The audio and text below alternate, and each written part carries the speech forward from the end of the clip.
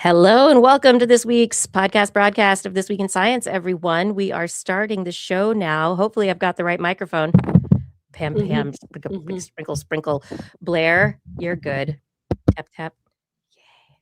And Andrew, your microphone's great. Thank you. You're welcome. Okay, everyone, we are going to be starting this show. This is the part of the show where I say subscribe if you want to get all the live, unfiltered goodness of This Week in Science. Otherwise, you're going to have to go to the podcast to get the filtered, edited stuff because this is the live thing, and we are going to start it just about now. So let's get going. Starting this show in 3, 2. This is TWIS. This Week in Science, episode number 1060, recorded on Wednesday, May 27th, 2026. Under the sea, science venting. Woohoo! We're going to have so much fun. I'm Dr. Kiki, and tonight on the show, we're going to fill your head with deep seas, deep octopodes, and cucumber bits. But first, disclaimer, disclaimer, disclaimer. Under the sea, it's not just wetter, it's under more pressure, inhospitable to humans while a haven for crustaceans, tube worms, and more. Thousands of species, biodiversity galore. Yet, that's not the draw in our tech-obsessed age. We love something shiny. Could it make someone some money? Probably a lot more than we make here on This Week in Science. Coming up next.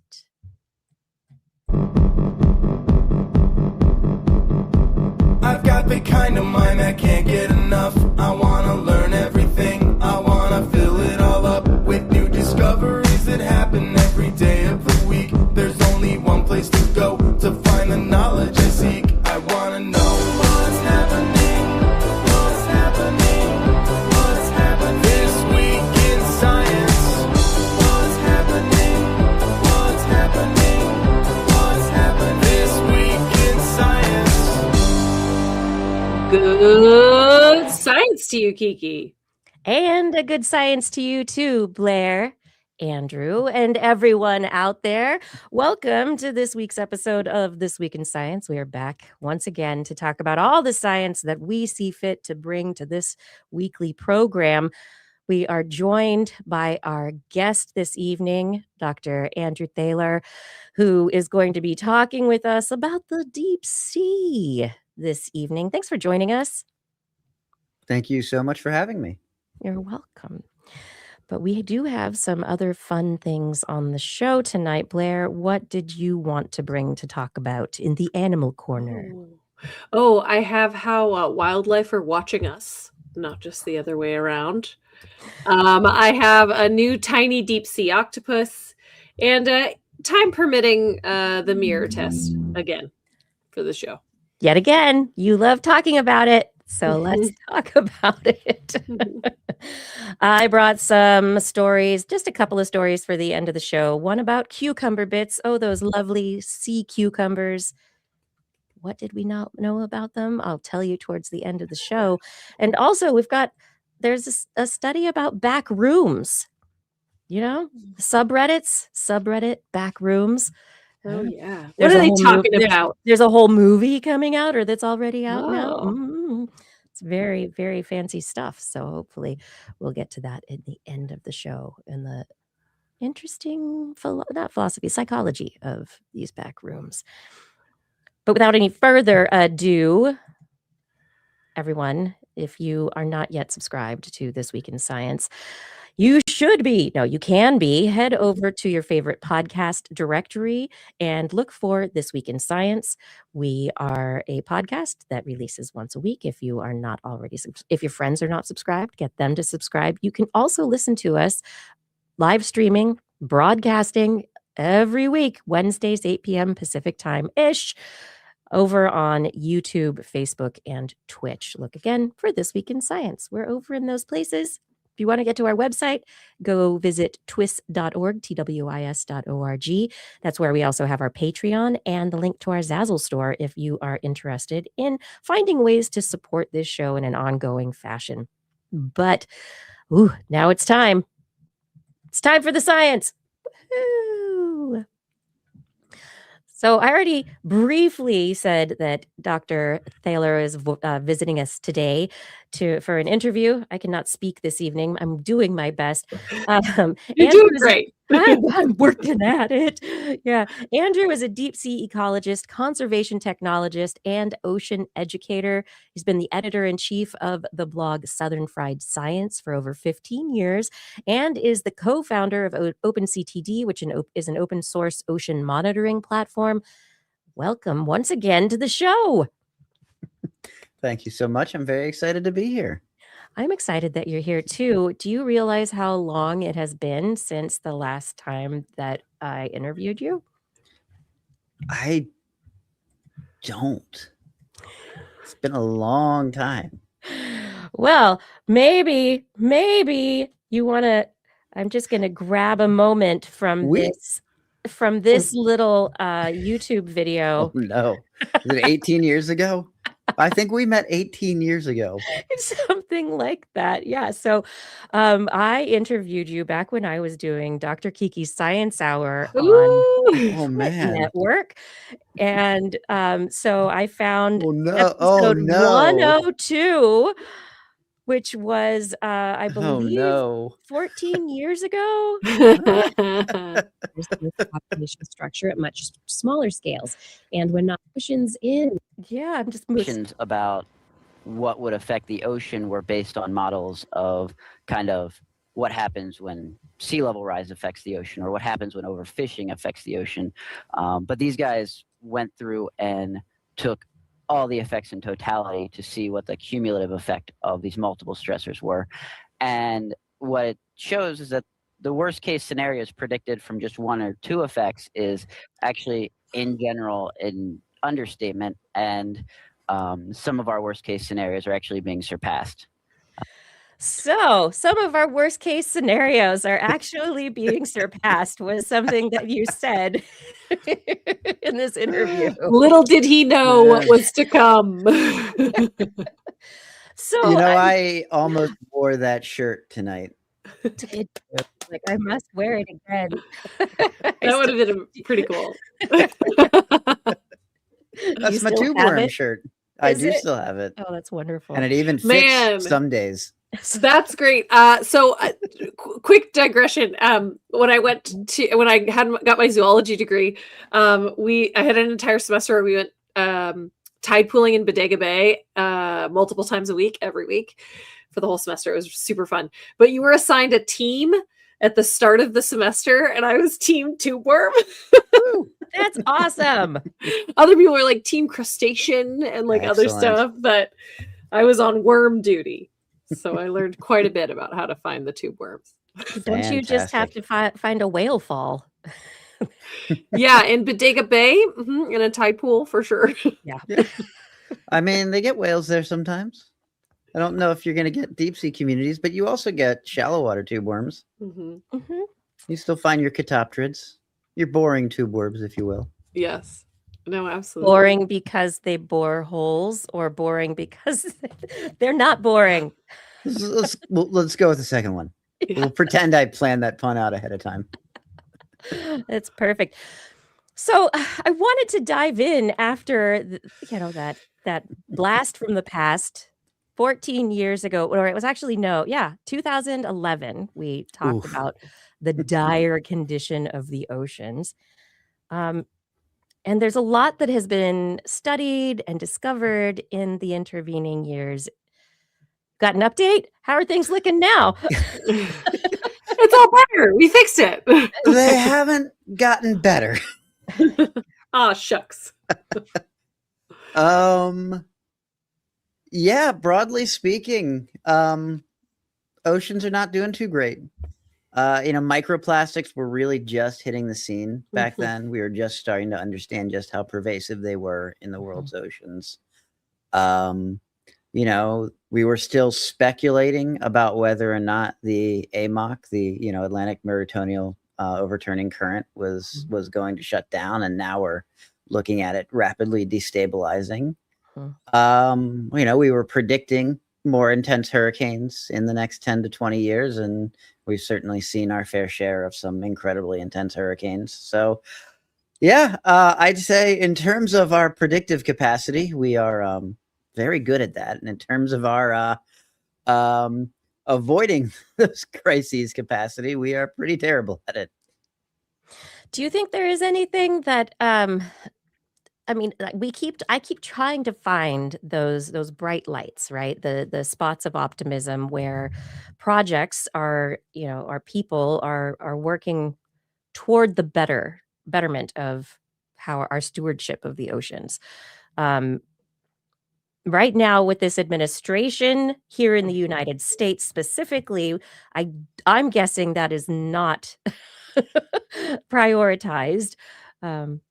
Yeah, so there's the priorities of this administration, which are not particularly pro climate, and then there are the actions of this administration, which are shutting down the major shipping lane for 30% of the world's fossil fuels.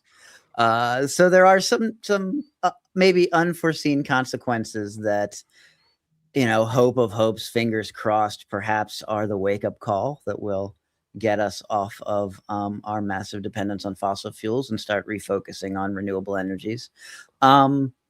But in terms of hope, the hope I see is in communities.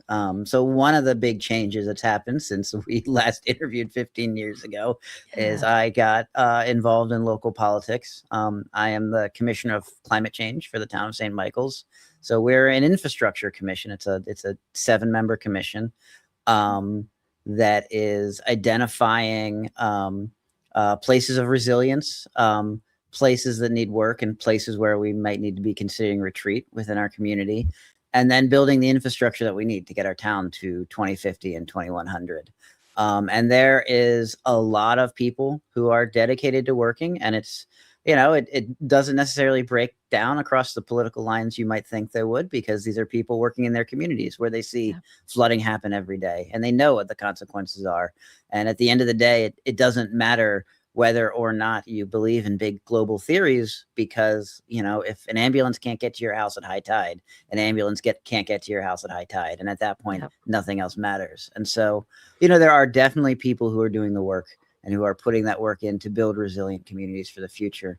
But the reality is, global crises require global solutions. And, we can build resilient communities, but that is not going to get us to the point where we're avoiding the worst possible consequences of climate change. That really can only happen if we break away from fossil fuels, if we focus on renewable energies, and if we, hope of hopes, find a way to reverse some of the harm that we've done. Yeah, until we have like micro fusion reactors that can be placed in every community. Well, we don't need a micro fusion reactor. We've got one big giant reactor in the middle of the solar system. Right?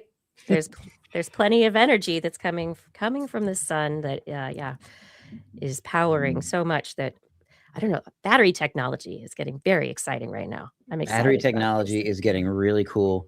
The cost of solar is dropping precipitously. Offshore wind has incredible potential. If we had an administration that liked offshore wind, we'd be making for, we'd be doing a lot better right now. Upset about one golf course and he takes it out. No. It's always a golf course, always. It's fascinating just how much the resistance to offshore wind is fueled by just like a few people. Yeah, Just are really, really against it for reasons that are, I don't particularly understand them. I think windmills are very pretty, and excuse me. There's no such thing as a wind spill. So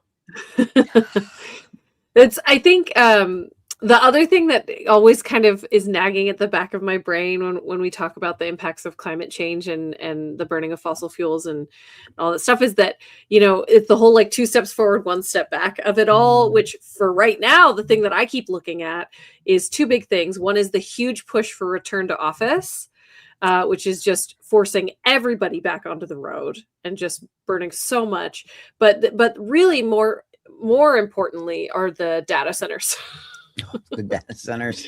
And so I think, it's a question of, is it going to be a boom and bust, as a lot of people have, said, and then is it going to kind of fall away? And the renewable energy that we will have developed, the renewable infrastructure to help feed those data centers, will we then be able to use them for everything else? Like, that would be great. Yeah.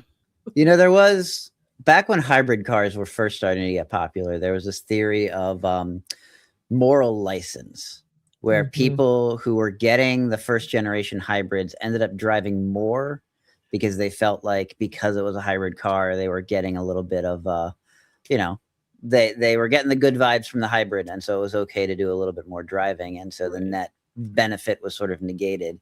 And I feel like every time we make major gains on renewable energies, we come up with some new way to consume just absolutely absurd amounts of energy for things that are not necessarily things we actually need.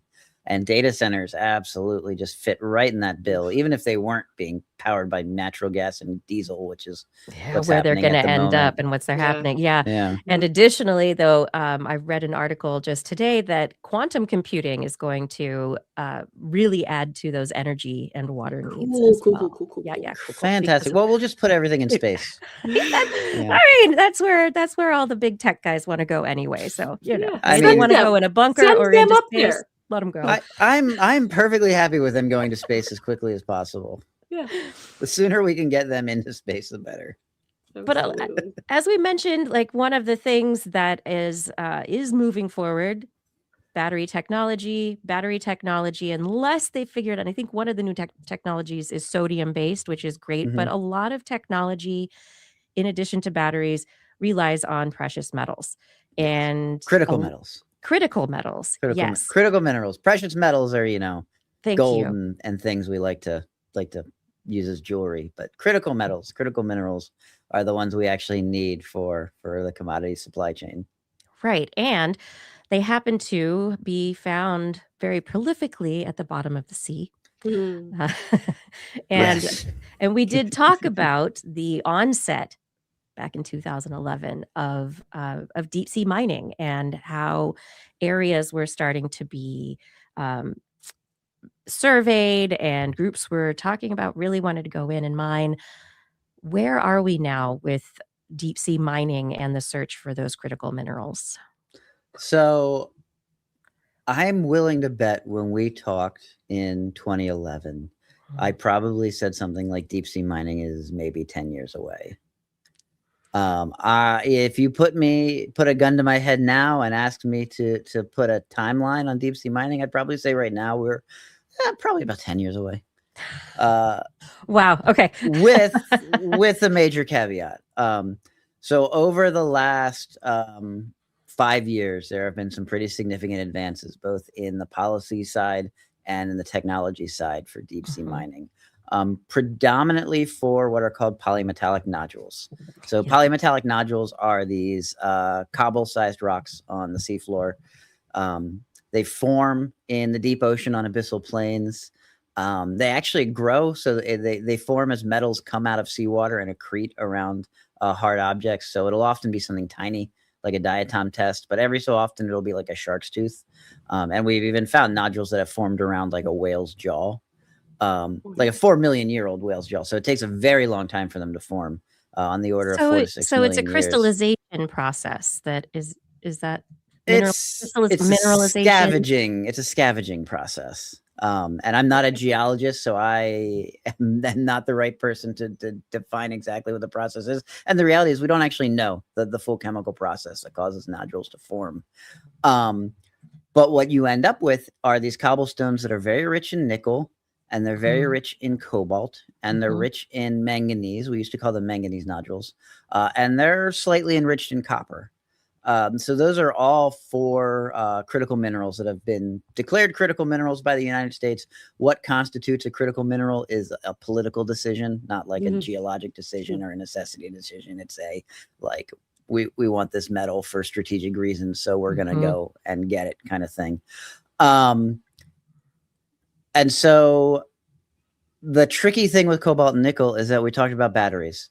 Cobalt and nickel are essential for a large proportion of the current EV batteries, the current large storage capacity batteries, the batteries we need to power the renewable revolution. And so for about 10 years now, the deep sea mining companies have been banging this drum of them being a green industry. This is going to be a new kind of mining. We're going to the deep sea floor. It's a biological desert. There's not much life there. We can harvest these nodules. When you compare it to terrestrial mines like cobalt mines in the Democratic Republic of the Congo and nickel mines in Indonesia, they're clearly a better alternative to those kinds of mines. And so we need to mine the deep sea for the environment. And then the presidential administration changed, and all of a sudden all these companies are like, these are strategic metals. We need them to get us off of China's supply chain, and we need them for military superiority, and we need them to support the United States national interests. It sounds like they have amazing strategic communications officers at these locations. It's been fascinating watching just how quickly all these companies who were very much banging the green drum for almost a decade have very quickly pivoted to strategic resources and military applications. And so there's a lot of deep sea mining is a tricky thing. And one of the tricky things about it is that it's not really one industry. It's three very, very different industries with three very, very different kinds of resources. And polymetallic nodules are one of them. I think they're probably the resource that has the best environmental case to be made. I don't think it's a particularly good environmental case, but I think it's the best of the mineral resources out there. There's also seafloor massive sulfides, which if you're an ecologist, you call a deep sea hydrothermal vent. So there are companies that want to mine hydrothermal vents. Because they're rich in minerals. They're rich in minerals. They're particularly rich in gold, silver, and nickel, depending on where you are in the world.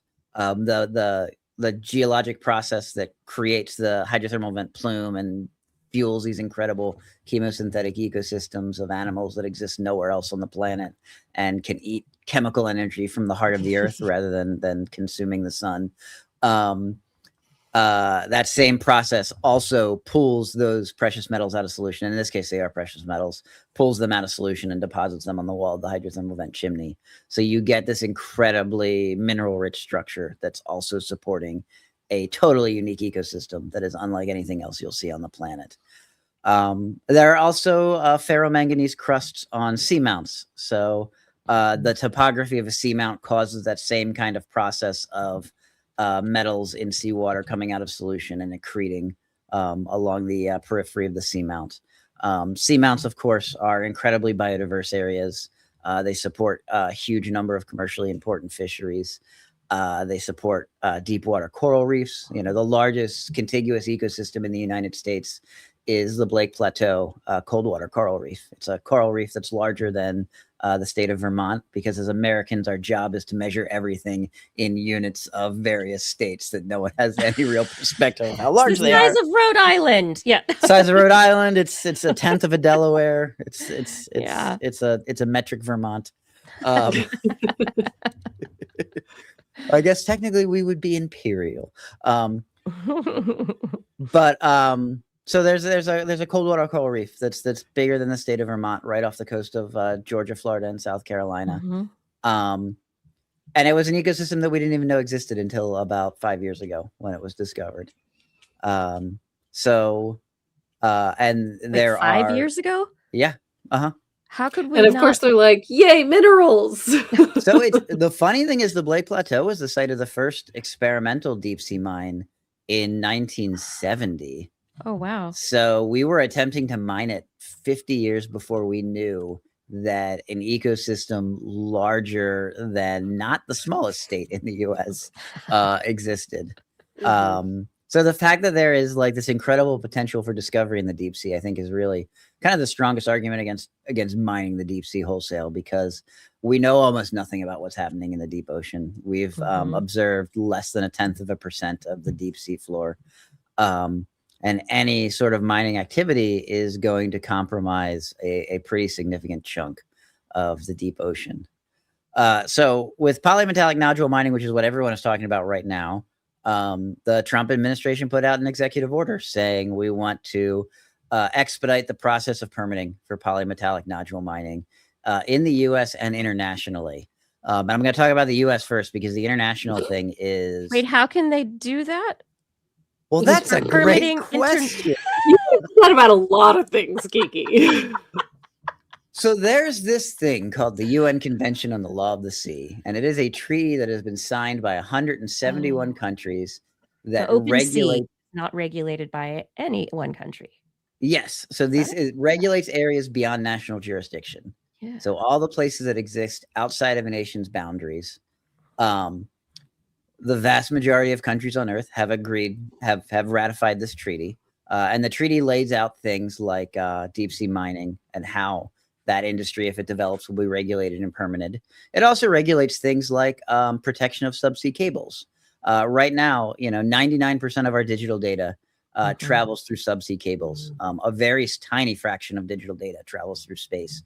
Most of it is traveling through cables that exist on the ocean floor and that stretch. Google has a cable that runs from Sacramento to Singapore, and that crosses a huge amount of high seas in the deep ocean. So those kinds of things are protected. It regulates things like something that I think a lot of people have been thinking about in the last 2 months, freedom of navigation through straits and other restricted waterways. So funny that it regulates rescue of mariners at sea.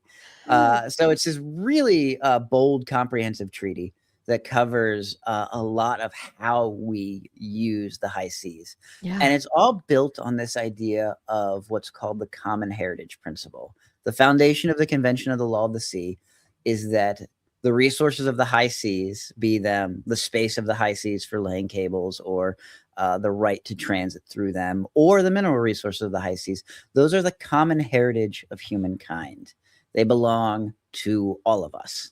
And if they're going to be used, they need to be used in such a way that it is done for the benefit of all of humankind. It is, it's weird to describe a multilateral treaty from the UN as inspiring.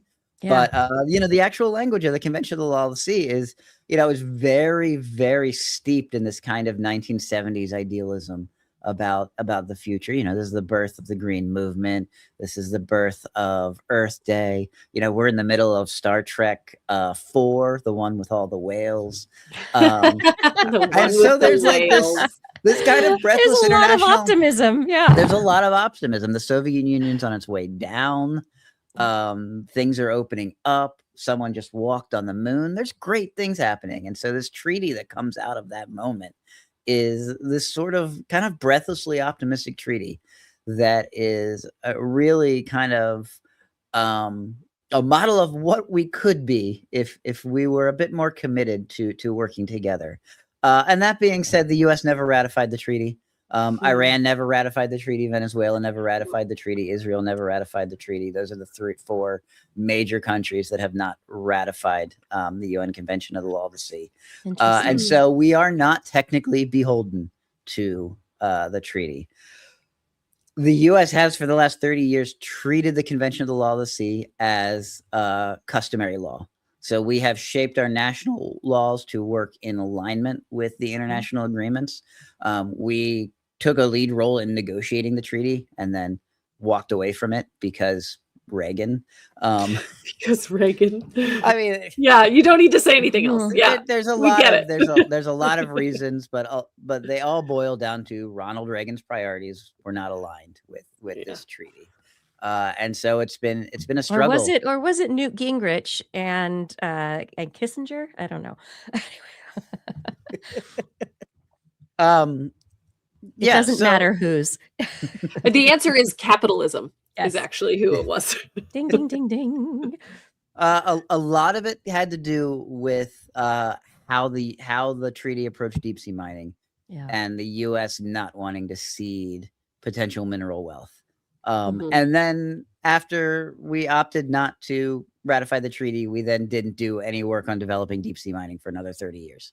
So it was it's kind of a bizarre thing. And it's sort of this weird, at this point, there's no reason why the US wouldn't ratify the treaty unless you had, a rogue administration that wanted to wholesale take advantage of the high seas without having to be beholden to any international agreements. I can't possibly imagine how that would ever come to pass.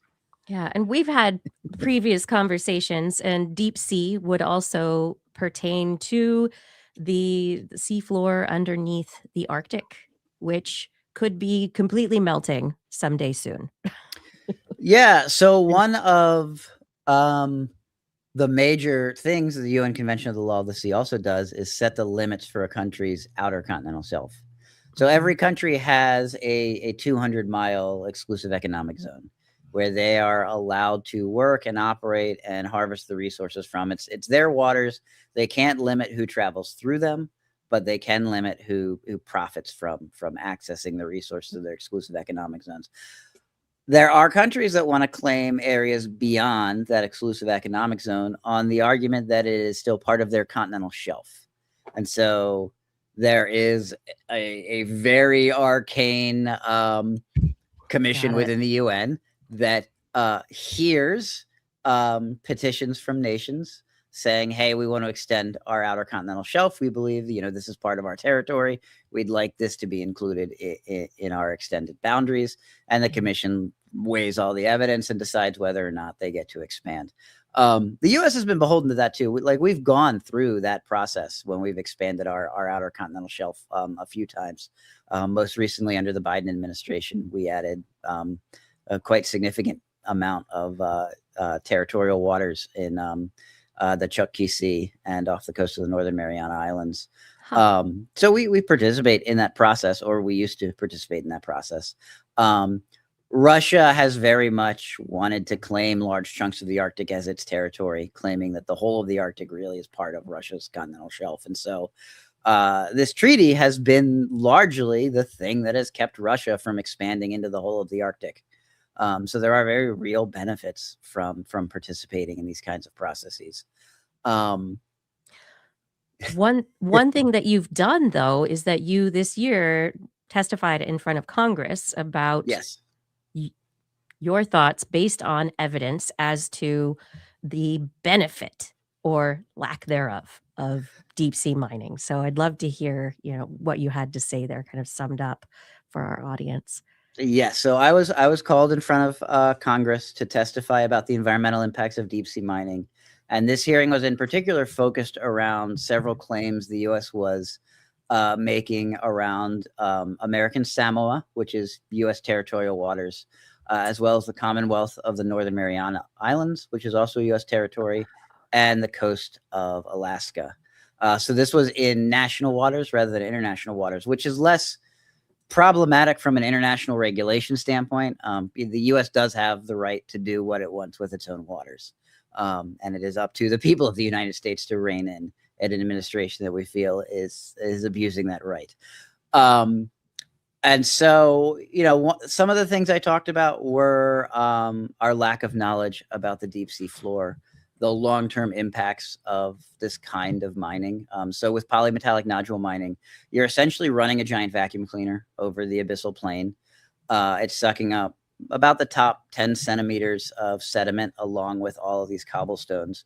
They're being pumped to the surface, which is 6,000 meters away, through something called a riser and lift system. They're then being dewatered, which is kind of removing everything from them that's not the actual nodule. And then that waste product is then pumped back down into the ocean in the form of a dewatering plume, which is released usually in the midwater. And that dewatering plume can spread for hundreds to thousands of kilometers. I should note, no one has mined the deep sea yet. So these are all companies who want to get started. This is all theoretical. There has not yet been any commercial deep sea mining. But you mentioned that there have been tests. There have been tests. So we did one test on the Blake Plateau in the 1970s. It was recently revisited and basically showed no recovery. So half a century, these sites really don't recover. Okay, so I mean I think that is the Like, that's a crucial point. I think we talked about this on the show. I remember discussing this in the Animal Corner, how the turbidity didn't really change, like visibility didn't really improve, like it upset the ecosystem just entirely. Yeah. Well, and that makes, like, the reality of the situation is that the nodules are the habitat. So the animals that are in nodule fields are there because there are nodules there. Nodules take 4 million years to form. Right. You take away the nodules, the ecosystem's not coming back. It's not coming back on human timescales. It's not coming back on evolutionary timescales. It's coming back on geologic timescales. And so the reality of that impact is that, and what I said when I testified, is that when we consider the impact of deep sea mining, we need to treat it as permanent. Any mining that we think is acceptable to do on the seafloor, we need to be comfortable with the fact that it will not recover in any kind of time scale that we have the capacity to understand. There will be slight changes over time. Like, some animals do return. You get mobile scavengers coming back. You get kind of the background benthic fauna returning. But polymetallic nodule fields are 2 to 3 times more abundant and more biodiverse than the general deep abyssal plain. And the animals that rely on those nodules, which are corals and sponges and lots of other kinds of sessile animals that need that sort of hard structure to attach to, they won't come back. It struck me that at the very beginning of us talking about this, you mentioned that it's considered a desert, right? And I always think it's so funny when people say that, especially because deserts, are teeming with life. So deserts are incredible. The thing that happens is that, and in that hearing, one of the mining company CEOs got up and said, the deep sea is not a rainforest, it's a desert. And we've done the biodiversity assessments from these regions, and they are as biodiverse, if not more biodiverse, than tropical rainforests. Of course. The deep abyssal plains as a whole are not only the most biodiverse ecosystem on the planet, but I am very willing to stake my reputation on the statement that they are more biodiverse than the rest of the planet combined. Which tracks, because it's also more than half the surface of the planet. So we are talking about an area that is tremendously biodiverse, that has some very unique selective pressures that drive diversification, that have access to vast amounts of space. One of the really powerful drivers of speciation is just distance. Isolation by distance drives speciation like nothing else. And so if you have a surface area that's half a planet, you're going to get a lot more speciation than you will anywhere else. And so these are tremendously biodiverse regions. What they aren't is particularly abundant, because the deep sea is a energy poor region. It's an empire lacking in food, as our good friend Craig McLean once described it. And so while you do have a tremendous amount of biodiversity, you have very few representatives of any one species. And so that means that they're also incredibly vulnerable to extinction. You've got high biodiversity, you've got lots and lots of different species, you've got few representatives of any single one. If you strip mine 100,000 acres of deep abyssal plain, the likelihood that species are going to go extinct is pretty much guaranteed. But that sounds very much like a rainforest. It also sounds very much like what we know of deserts, where you have organisms that are specialized to exist. They aren't anywhere else. You're not going to find them all over the place. And if you destroy that place, they are destroyed as well. Exactly. So it's not like the pigeons, the rock pigeons of the planet, where so many species that are generalists and able to get around wherever. What do you know, or what have we learned about the biodiversity, even more specifically, of these deep sea areas? We were talking about tube worms. And I mean, some of the tube effects worms, aren't they finding unique species on like individual whale fall, like where they aren't found anywhere else? Or I remember years back there was something like that in Bodega Bay in a deep seep that they found. So there are a couple of ecosystems in the deep sea that sort of buck this trend of high biodiversity, low biomass. And they're places where you have sort of unique energy sources. So food falls are one of them. You've got whale falls, which of course are the major sort of food fall because whales are the largest animals that have ever lived on the planet. And so, something like a dead whale dies and sinks to the seafloor, it creates a new ecosystem that will persist for possibly centuries. And the animals that thrive on those whale falls tend to be unique to whale falls. So you get these very strange kinds of worms, like the Osidax, my personal favorite scientific name of all time. That was what I said, tube effects, but Osidax. Osidax muciflorus, which is bone-eating snot flower worm. Just absolutely phenomenal scientific name. And you'll get some mobile scavengers that will take advantage of the fact that there's just a huge source of biomass there that are sort of deep sea generalists. But for the most part, once the main carcass begins breaking down and you're left with a skeleton that's seeping, I mean, whales are tremendously oily and their skeletons are incredibly oily. I was just at the New Bedford Whaling Museum and they have a mounted blue whale skeleton that wasn't preserved quite right, and it's leaking oil. And they have it's set up with this catch basin underneath it and this pipe that goes down to an Erlenmeyer flask that's slowly filling with oil. And they think it's going to continue leaking oil until probably 2060. That's from the skeleton. That's from the skeleton. So whales are incredibly oily, and oil is hydrocarbon. Hydrocarbon is energy. And so you get communities that thrive just on that. You get places like deep sea hydrothermal vents where you have chemosynthetic communities that are eating the hydrogen sulfide coming out of the vents. And what's really fascinating about hydrothermal vents is that you'll get a tremendous amount of biomass at the vents because there's so much energy there. But the biodiversity is actually fairly limited. Hydrothermal vents are sort of the opposite of the rest of the deep sea. You get very, very little biodiversity because, it takes a special kind of something to thrive at a hydrothermal vent. It's a unique kind of energy source. It's lightly radioactive. It's spitting heavy metals into the ocean. The kind of animals that thrive at hydrothermal vents don't thrive anywhere else. And so unlike the rest of the deep background, you get a relatively more limited array of biodiversity. But, where they want to mine primarily, and there are companies that want to mine hydrothermal vents. And when I testified in front of Congress, my argument was hydrothermal vents should be a no-go. I don't think there's any way to ever responsibly mine a hydrothermal vent in any form.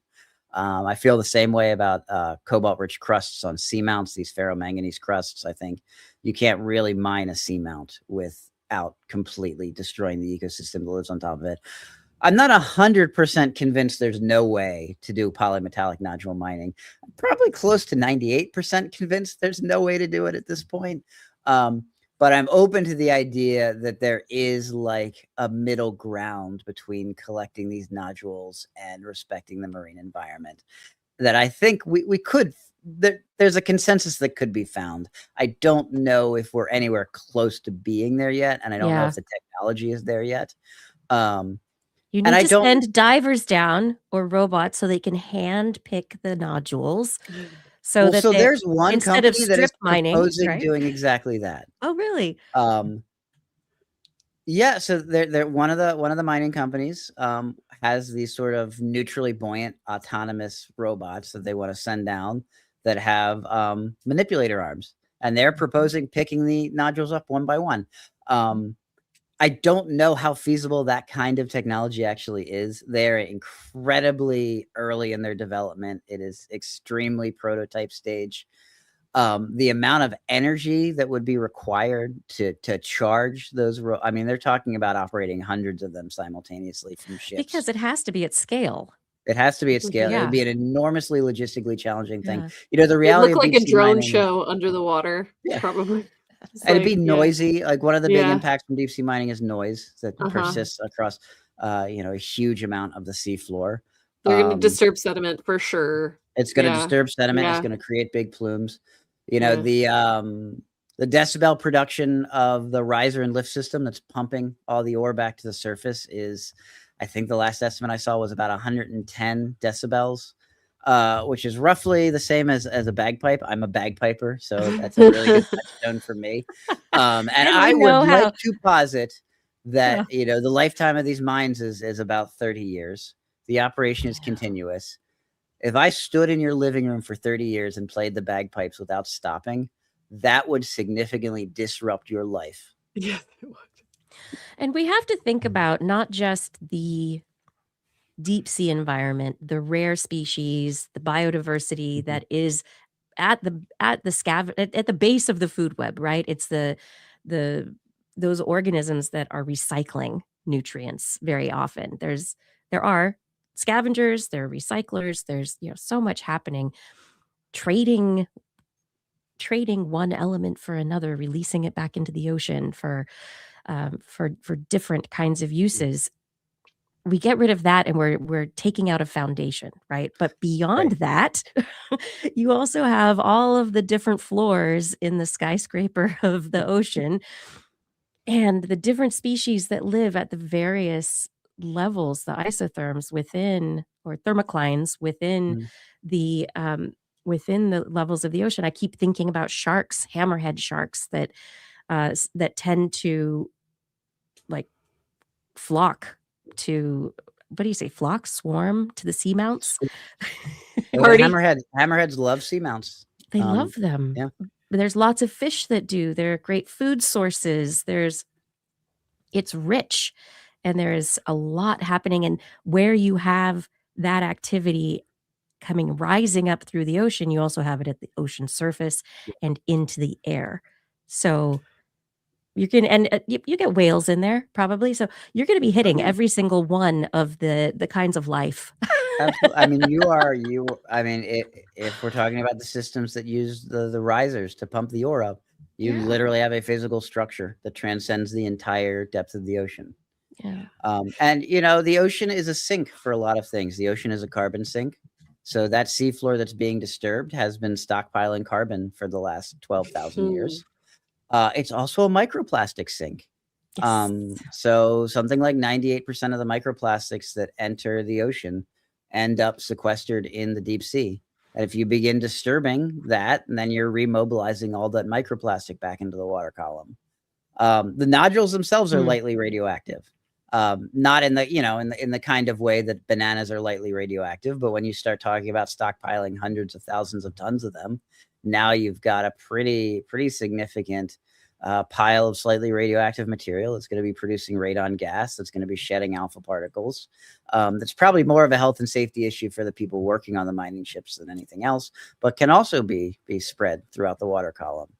The minerals are fairly toxic. There's arsenic in them. So that dewatering plume is going to be a metal-rich plume that's hitting right where, this deep scattering layer of myctophids and cyclothones and other foraging fish, which make up the vast bulk of the biomass of our planet, are, hanging out and eating and bioaccumulating all those metals in their bodies that then get transferred up the food chain.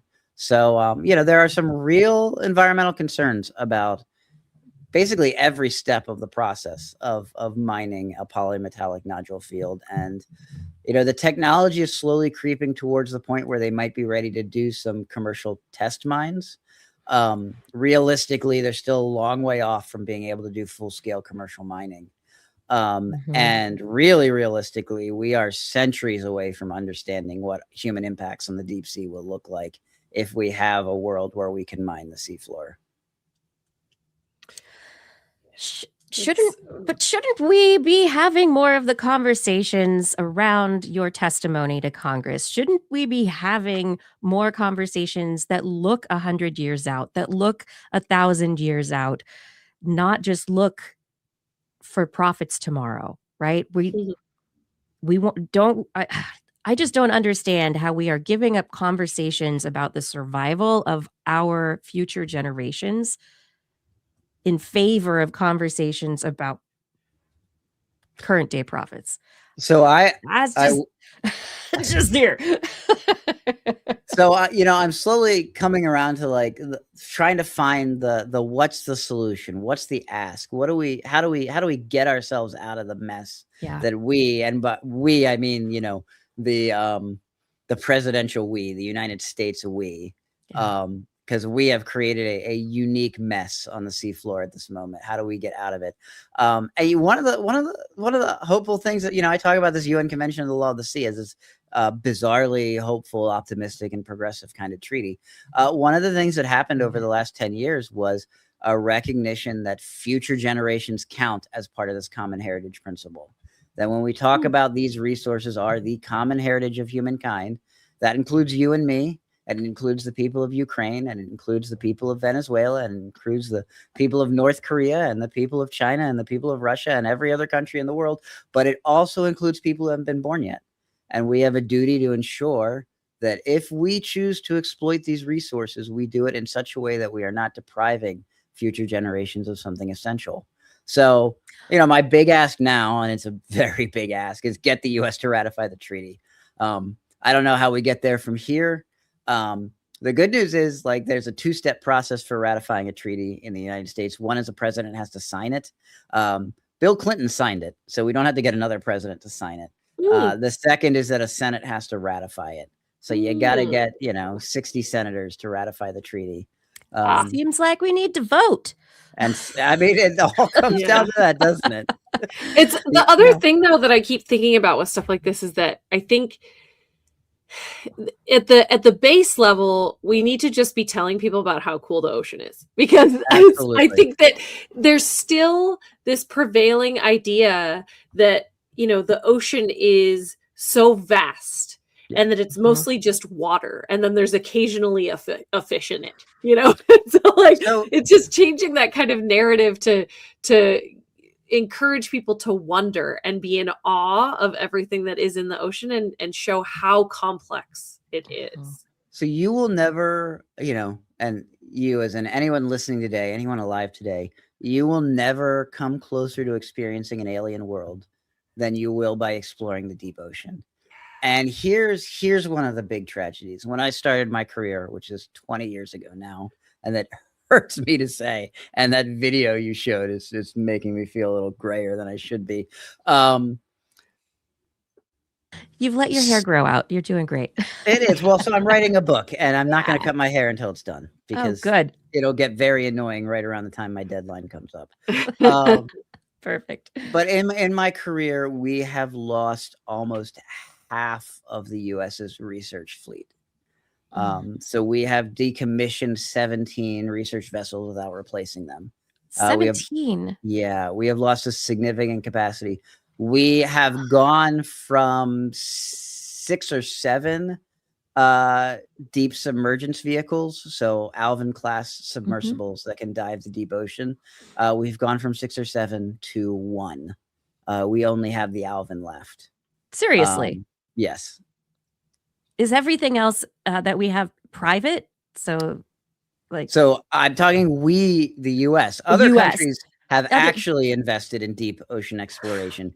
China has added 60 research vessels to its fleet and now has 2 full ocean capable submersibles.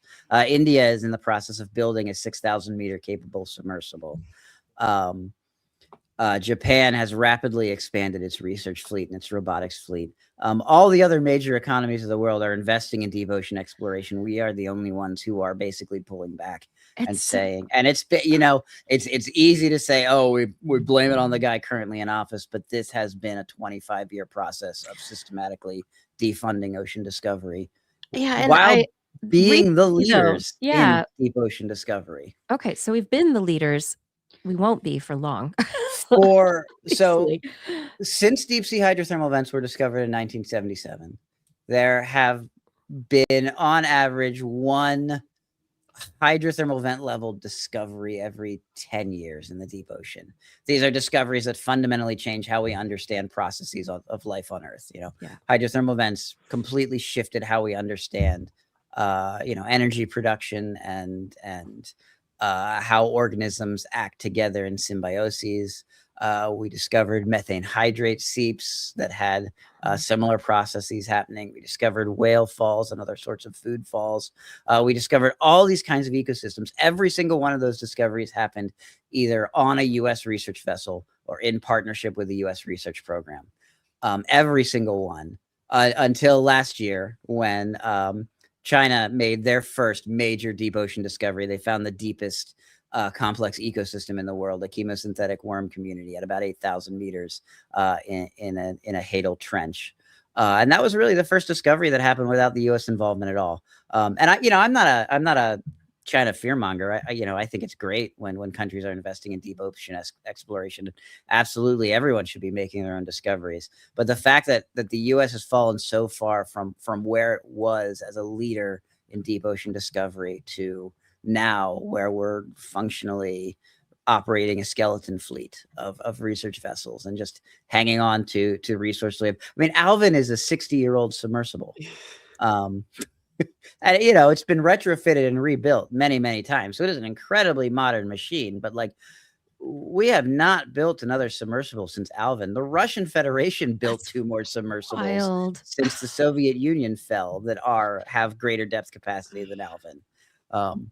Yes. So, we are falling behind, and the lack of investment in deep ocean exploration, I think, speaks to a larger lack of excitement in scientific discovery that we really need to reverse.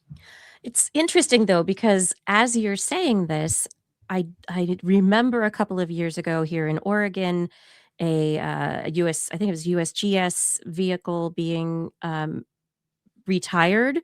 And so we got to tour the vehicle, and it was very neat. But even as that was happening, they were talking about a new ship that was going to be coming out. And being part of the science communication community, have noticed the great science communication that is coming from the few missions that are going out to sea. And so in the way I've seen it, it has seemed like there's an increase in our activity. So the ships we have are doing amazing work. The EV Nautilus and the Ocean Exploration Trust is doing incredible work.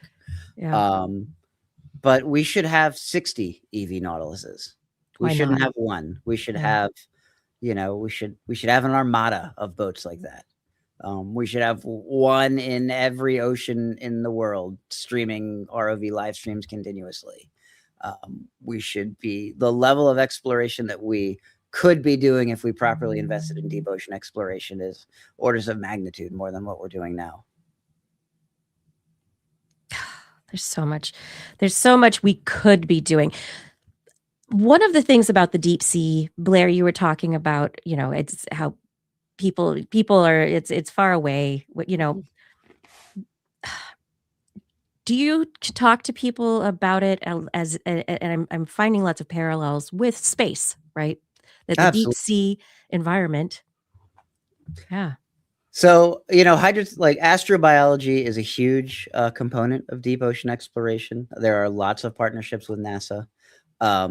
We work very closely with folks who are trying to understand what life might look like on other worlds, because, a hydrothermal vent is probably the closest you'll get to a truly alien ecosystem that's accessing energy in a different way from anything else on this planet. And that's led to some pretty interesting discoveries about how evolution can happen and about how life can thrive. One of the things we found post discovery of hydrothermal vents and post understanding this chemosynthetic process is radiosynthesis.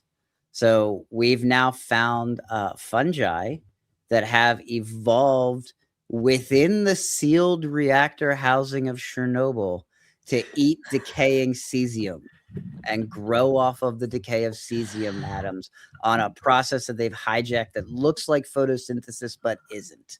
I mean, that's some energy. That's cool. That's that is amazing. A level of cool that you just don't think about. And we've looked at a 0.1% of the deep sea floor. Mm-hmm. Imagine what else we're going to discover when we start getting actual significant coverage of the deep ocean. Yeah. Meanwhile, we're going back to the moon. We know what's up there. Nothing. I mean, tardigrades that we put there. I love me some good space exploration. I don't particularly care. I don't mean to pit you against anybody, but there's a deep frustration every time I see all the hype in the space race and everything, and I'm like, but right here, down there, humans there's are a cool octopus. I mean, humans are explorers. I think one of the things I'd love to see in the world where I'm the supreme leader of the United States, is to take NASA and NOAA and the U.S. Geological Survey and move them into their own Department of Exploration, and have like a department committed to exploration and human potential, rather than sort of shoving them into various different little cutty corners of different agencies around the country. Tight. And have them working together and having a real significant collaborations, and triple all their budgets. Yes, please. There we go. I mean, if you could make cross department and even cross governmental collaborations easier, that's one thing, but giving larger budgets is another. And space and the deep sea are deeply interconnected in one very important fundamental way, and it comes back to this UN Convention of the Law of the Sea. So right now 170 countries minus the US are in the process of negotiating the mining code for the high seas, and this will be a set of rules that for the first time in human history dictates how we as a collective will treat resources that exist beyond any nation's borders. Does that include space? Not yet, but here's the parallels again, right? It's not just the parallels. The precedent that's going to be set at this negotiation is going to determine the next 2 or 3 centuries of human exploitation on this planet and beyond. And so, what we do in the deep sea is critically important to what we do as we expand into space. And we have one chance to get it right, and it'd be an awful shame if we get it wrong, because a couple of guys want to rush to the seafloor now while cobalt happens to be worth 7 cents per ton more than it was 3 years ago. And I would prefer to be on the side of the good guys trying to do good for our future and our, like I said, the future generations, than to be on the side of whatever the other side is. The many other sides, but I don't know. I will say this. I know a lot of folks who work with deep sea mining companies, who work in deep sea mining companies, who are environmentalists at heart, who genuinely believe that they are doing this because we need to avoid the worst possible consequences of climate change, and deep sea mining offers a solution. I don't necessarily think they're right, but I don't think they're immoral for thinking that. There's fundamentally an environmental argument to be made. The deep sea mining companies aren't making it right now because they know which way the wind blows. But I don't want to denigrate this idea that maybe there is a better way to get the metals we need to fuel the renewable energy revolution. I just don't think they're there yet, and I'm not convinced that deep sea mining will ever really be there. What do people need to know that we haven't really talked about that would help them protect our alien earthbound ecosystems that are so important to you?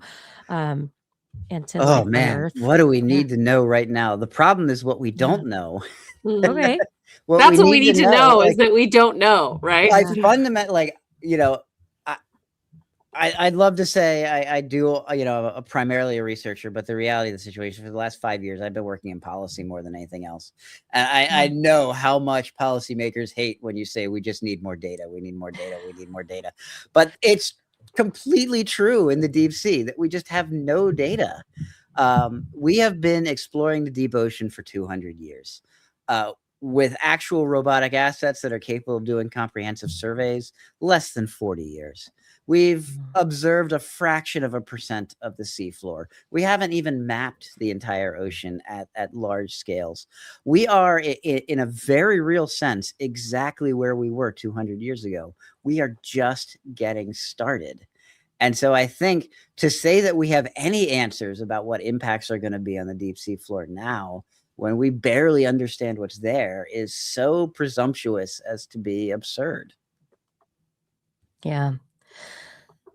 It seems like this is one of the good periods and maybe the opportunities to start, and I'm sure you've been working towards this in the last 5 years, but for all of us to be working towards less colonial practices when it comes to the deep sea, Yes. towards more inclusion when it comes to having those conversations about what is important to people and why.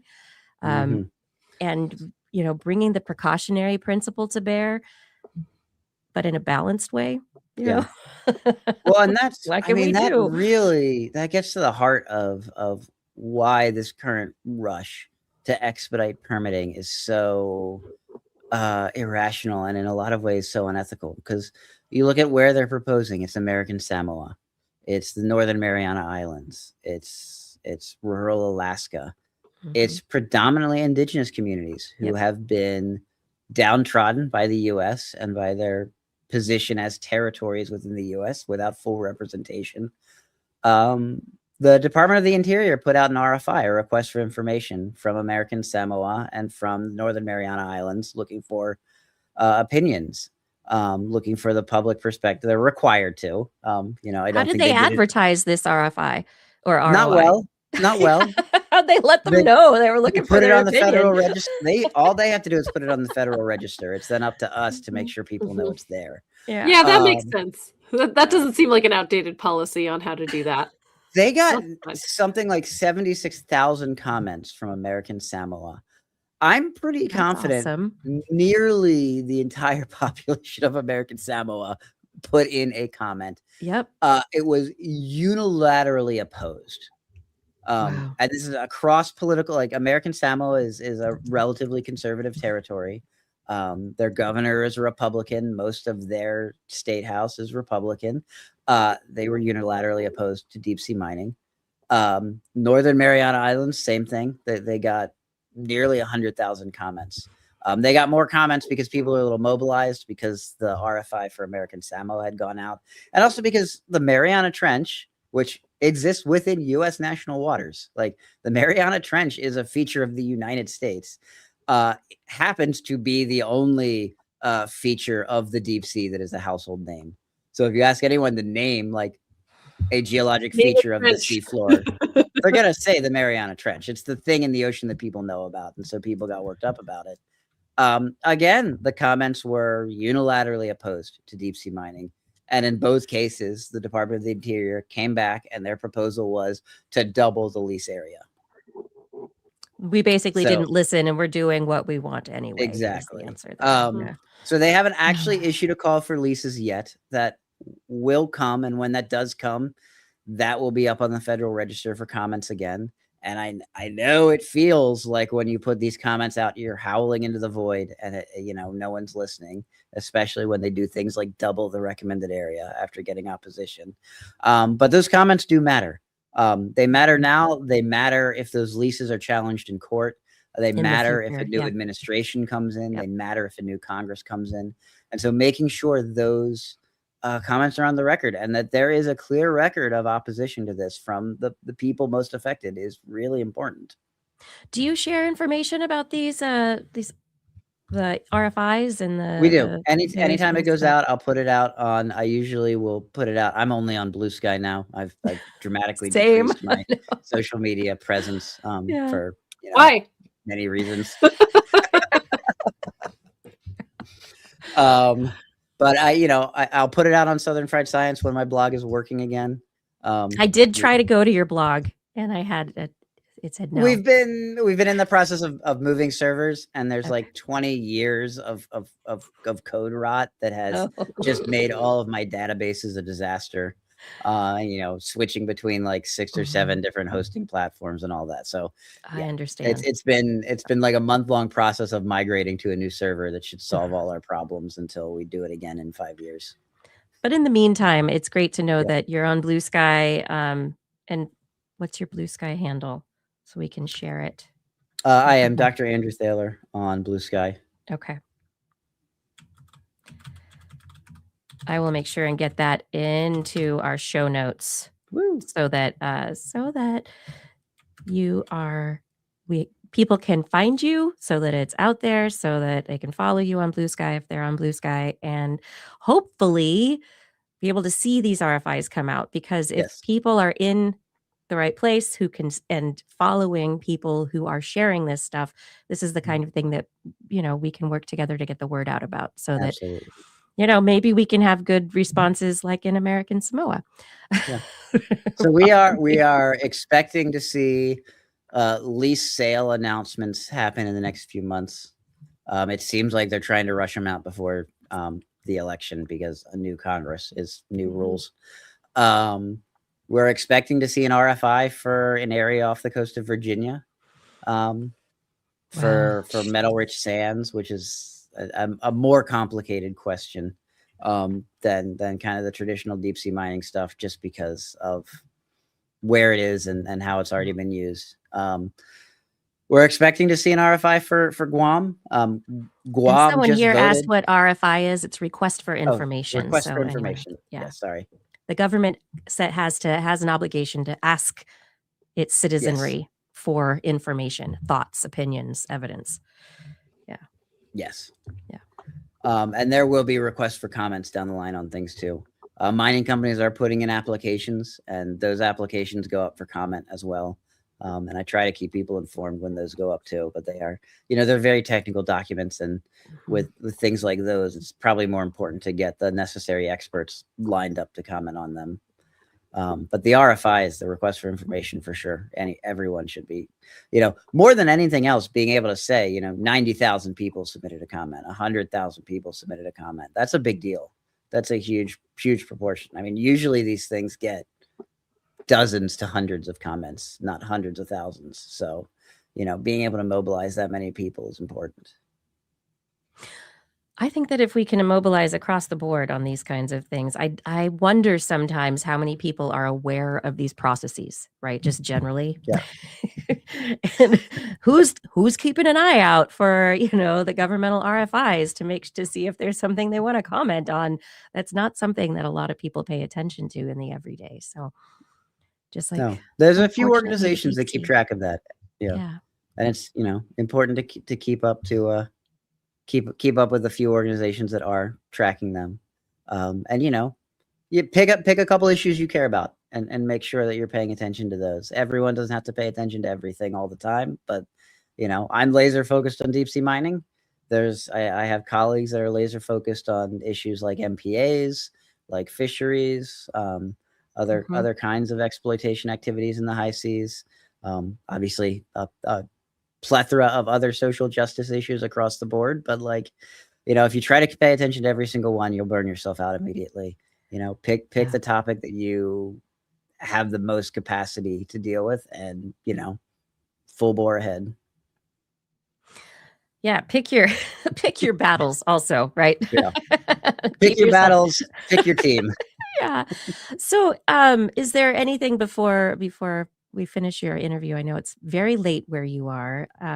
So is there anything, anything good you want to report on, things that you're doing? You mentioned you're writing a book, you're growing your hair out. So I hate ending on grim notes, because there's so many things about the deep ocean that are inspiring. So let's go good. I think I want to talk about my favorite hydrothermal vent, my current favorite hydrothermal vent. I have a lot of different favorite hydrothermal vents, but this is the one I've been dealing with recently.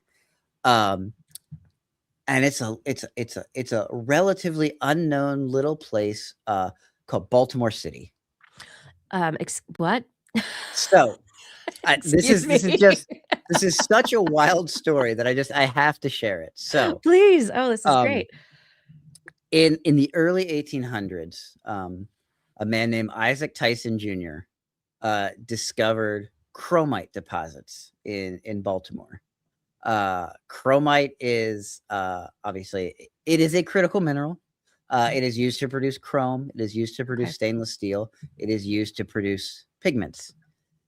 And previous to this, there's one tiny chromite deposit in Russia that no one, it was tiny. It was very hard to access. It wasn't commercially viable. This chromite deposit in Baltimore was discovered in a place called Bear Hills, which is a serpentine barren. And serpentine barrens are chunks of ancient ocean crust. So 490 million years ago, the place that would eventually become Baltimore City was at the bottom of the Oedipus Ocean. And it was a serpentinite-hosted hydrothermal vent. And serpentinite-hosted hydrothermal vents are super weird because they're not connected to magma chambers. Usually hydrothermal vents are volcanic, right? They're at ocean spreading centers. They're at hot spots. They're where you get submerged volcanoes. You've got the mantle of the earth coming close to the crust of the earth. And so you get this superheated seawater. Serpentinite vents are chemical hydrothermal vents. So they're chemically hosted. When seawater contacts ultramafic rock, it creates an exothermic reaction that produces low temperature hydrothermal plumes. It does that same process of depositing metals in the hydrothermal vent chimney. But the plumes are a little bit cooler and they're a little bit more stable and they persist a little bit longer. So one of the theories for the origin of life on Earth is not just hydrothermal vents, but serpentinite hosted hydrothermal vents where you get, it's a lower temperature and it's much more stable and you get energy for a much longer time scale. So over 490 million years, 500 million years, this ancient serpentinite hosted hydrothermal vent complex eventually migrated over to the US East Coast where it was uplifted and folded and all these wonderful weird things happened and eventually became a massive chromite deposit in the city of Baltimore. And for almost 100 years, Baltimore was the chrome capital of the world. It was producing all of the chrome, including chrome yellow pigment. So from about from about 1840 to 1890, if you were to paint with yellow, your pigments came from the Baltimore Chrome Works, which was the factory created by Isaac Tyson Jr. And this was, artists loved chrome yellow because it's this bright, vibrant yellow color. And it was especially favored by one very particular post-impressionist Dutch painter. So in Van Gogh's Starry Night, the stars are flecks of hydrothermal vent from a 500 million year old vent that is now Baltimore City. That's wonderful. That's amazing. I'm going to look at that picture differently. I mean, it was already quite a thing. Space and the deep sea and, human inspiration. That really gets there. What a wonderful story. Is your book going to be full of stories like this? It is. So the book is Limitless Abyss, the use and misuse of the deep sea. So I do a lot of, obviously a lot of it's on deep sea mining. We also look at subsea cables. We look at espionage as a major use of the deep sea. Yes. That's a really fun chapter. That's going to be great. Yeah, it was a little weird one to write. We did a lot of weird things in the deep ocean, and the Soviets did a lot of weird things too.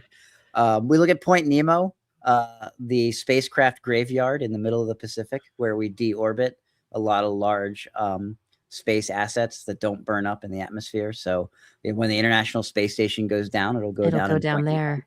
Yep. Huh. Yeah, and now there's all sorts of other craft that may be coming down all over. It's exciting.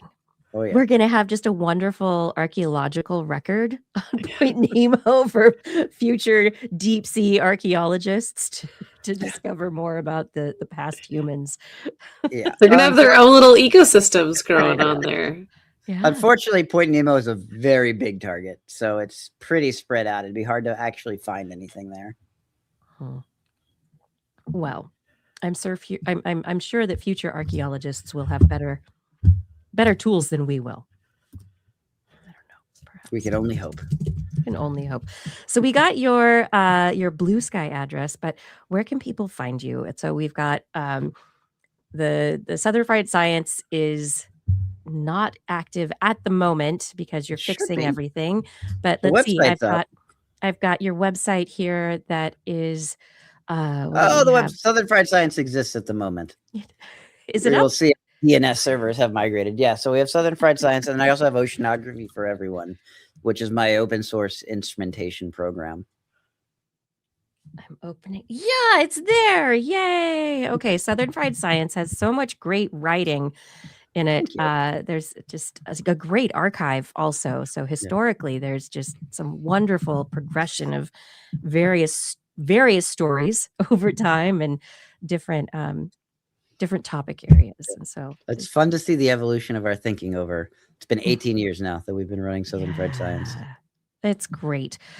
Okay, Southern Fried Science. You've also, as we mentioned, got oceanography for everyone, and we didn't get into this topic, but I believe we did 11 years ago. I mean, 14 years ago. I think Ooh, I have to wait another 14 years, and we can talk about it. No, actually, it was like at the very start of this 3D wouldn't have been printing around because I've been also. oceanography for everyone. I've been working on for about 12 years now. Okay, so predated, yeah. Okay, or post-dated. Our interview predated.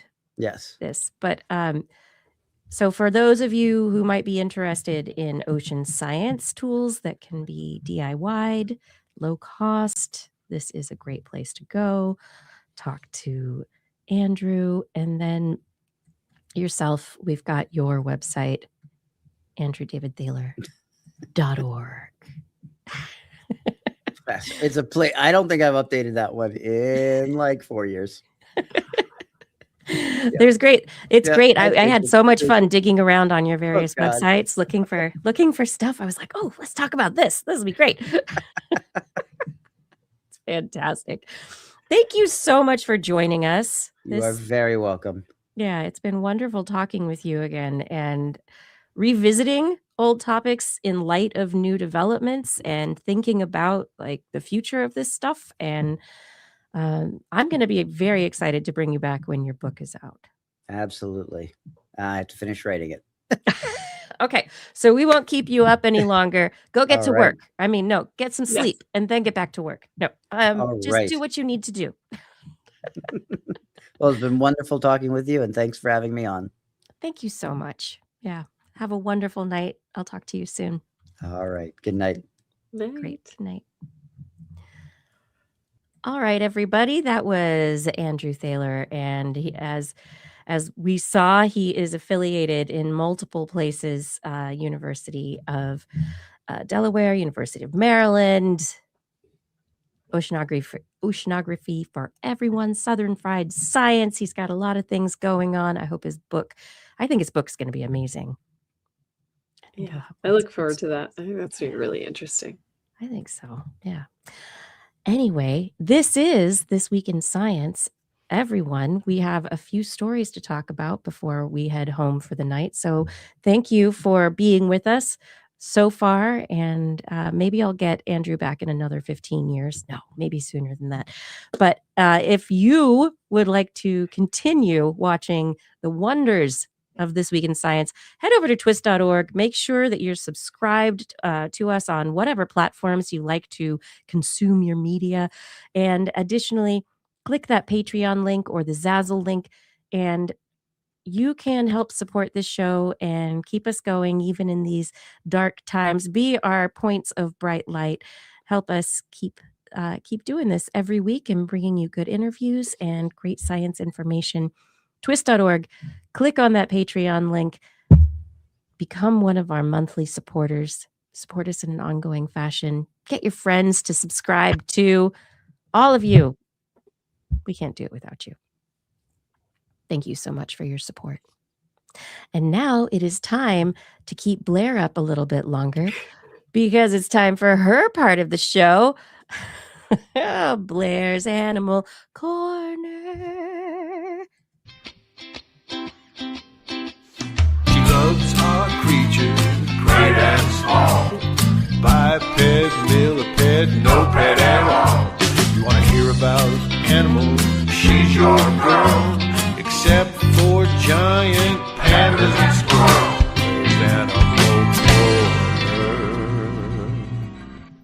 What you got, Blair? I have a couple interesting stories I found today. The first one is about how animals are watching us. Which, yeah, of course. But specifically, this is about how much our presence impacts wild animals and their behavior. Do you think it impacts their behavior, Kiki? I'm going to assume you said yes. Yes, of course it does. I took myself completely off the stage instead of just removing myself from the stage. Oh my gosh. I said goodness. yes. Yeah. Yes. Uh-huh. People impact animals. Of course. And so this is a research team from the Yale Center for Biodiversity and Global Change. Found that wildlife responds not only to how humans reshape their habitats, like if, I don't know, you completely destroy a forest or put a road through the middle of it, or plant some new plants, or, you know, any of the actual like physical changes we do to a habitat, but also just the presence of humans. And that can change things in surprising ways. Now, again, I will say, of course. And so, yeah, what? Animals care about humans being around them? No way. Don't they just always leave when we're around? Yeah. So that's what they were looking at. And I think that's the part that's interesting, is that different animals respond to human presence in different ways, which again, I will say, of course. So this is the first study to directly assess this at scale, how both direct human presence and human-caused changes to physical environment separately and in combination impact wildlife habitat usage. Now, part of the reason they were able to do that is that they were able to use cell phone data to ping where humans were. And so they also had the opportunity of the COVID lockdown, so they could look at 2019 data and 2020 data. So they could look at cell phone information and cross that with species data. So they looked at about 11.8 million location points for more than 4,500 animals.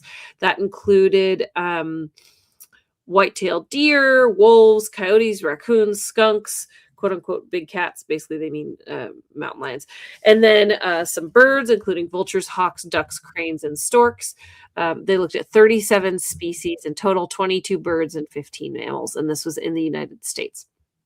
So they were able to look at their behavior during what we would consider like normal human activity, and then during the COVID lockdown. So did it change when humans are not pinging a specific area as regularly? COVID lockdowns dramatically altered human movement patterns, and that in turn showed that more than 65% of species changed their behavior based on the presence of humans. The presence tended to matter most in the less developed natural settings, because urbanized animals are used to humans, so they are less spooked by them overall. Many reduced the amount of space that they use to avoid people, but there were a few cases where they had the opposite response. So gray wolves, for example, they actually expanded their range in the presence of humans. Their theory is that this is because they were trying to travel farther to steer clear. However, in animals like ravens, they covered more ground when humans are around, and their hypothesis there is that they were taking advantage of food sources linked to people. Coyotes, in contrast, restricted their movements, basically hid while humans were around. Yeah. So this is finding that individual animals respond, entire species will respond, an ecosystem will respond, but also an individual will change their behaviors from one year to the next and then rebound back to previous behavior. So knowing that habitat loss is a driver of biodiversity loss in general, and that we look at things like habitat fragmentation when we put in roads, we look at loss of habitat when we put in parking lots or whatever, you know. But this is also looking at just human presence being a form of habitat loss. So the wonderful, huge forest park that we have here around Portland, it's, you know, people talk about how wonderful it is for being one of the largest metropolitan parks in the United States. There are trails all the way through it. So people constantly hiking, walking. I mean, it's not, a constant stream of people, but there's always people. Yes, and so I currently work for a parks department, and the parks department that I work for is very focused on human use, but they work in tandem with open space districts, because the open space districts are the ones focused on habitat and wildlife corridors. And so, for example, there are a couple parks that are technically in our park system as the parks department that we lease, or it's a lease, but it's actually like it's for like $1 or something like that, Yeah. right? But the open space district manages it because it's been determined as a high value space for habitat and for wild animals. And so it's part of the management structure, because again, to harken back to what we were talking about with our guest, you don't want to cut people out of wild areas. You don't want to stop people from seeing animals, because that's why we care. If people didn't spend time out in nature or see majesty, they wouldn't care if it was lost. Ultimately, that's the truth. It would be great if we just inherently cared about the natural world and wanted to save it, but a lot of the time you have to have a personal connection to it, to prioritize it, to call your senator to fill out an RFI, right? To do all of these things that we were talking about, to like demand positive change for ecosystems. You have to make that connection. So you have to have opportunities for humans to be in spaces where they can interact with wildlife. But if you know that having humans around is an impact, then you can set aside space that is safe. Just like, marine sanctuaries protect the ocean environments that are kind of high value, where maybe, there's nurseries for certain at-risk animals and things like that. Similarly, you can set up wilderness areas where humans are not supposed to go on land. You can also recognize times of year, like, at this time of year, this particular animal will get spooked and leave their babies if you go near them. So no humans over here, right? During this time of year. So that means that you can have a much more targeted conservation strategy to animals based on how they respond to humans in which context. Now, again, I said, of course, a lot during this, because duh, with a grain of animals salt. respond to humans. However, these are one of these things that you have to have data.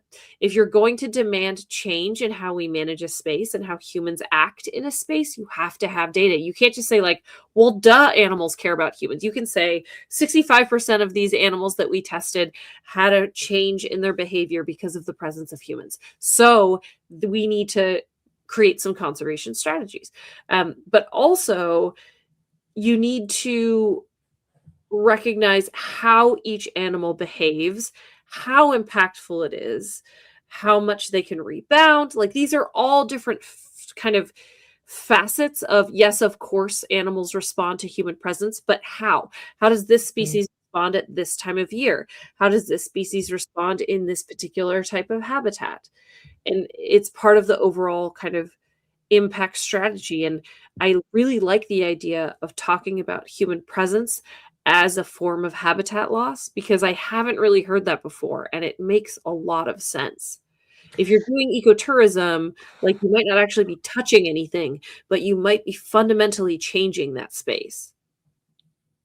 Yeah, and it's the one story, there is the fundamental changing of things. So there's a story about divers on coral reefs. Yeah, I saw that this week. Yeah. Yeah, that divers might not think they're doing damage because they're not touching, or they're just lightly poking at things, but they're actually doing damage. And some of it is being there is like, it is interrupting the animals. For sure.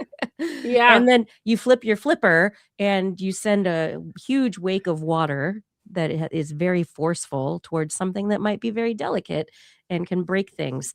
Yeah, you should look up the story if you're listening, because there was a person, I can't remember what the percentage was. It was crazy high, the number of scuba divers that actually make physical contact with the reef, even though they don't think that they do. It's something like 80% or something. Yeah, like, it was ridiculous. Was insane. So even if you think you're one of the good scuba divers, you probably kicked some reef. And in the same sense, hikers.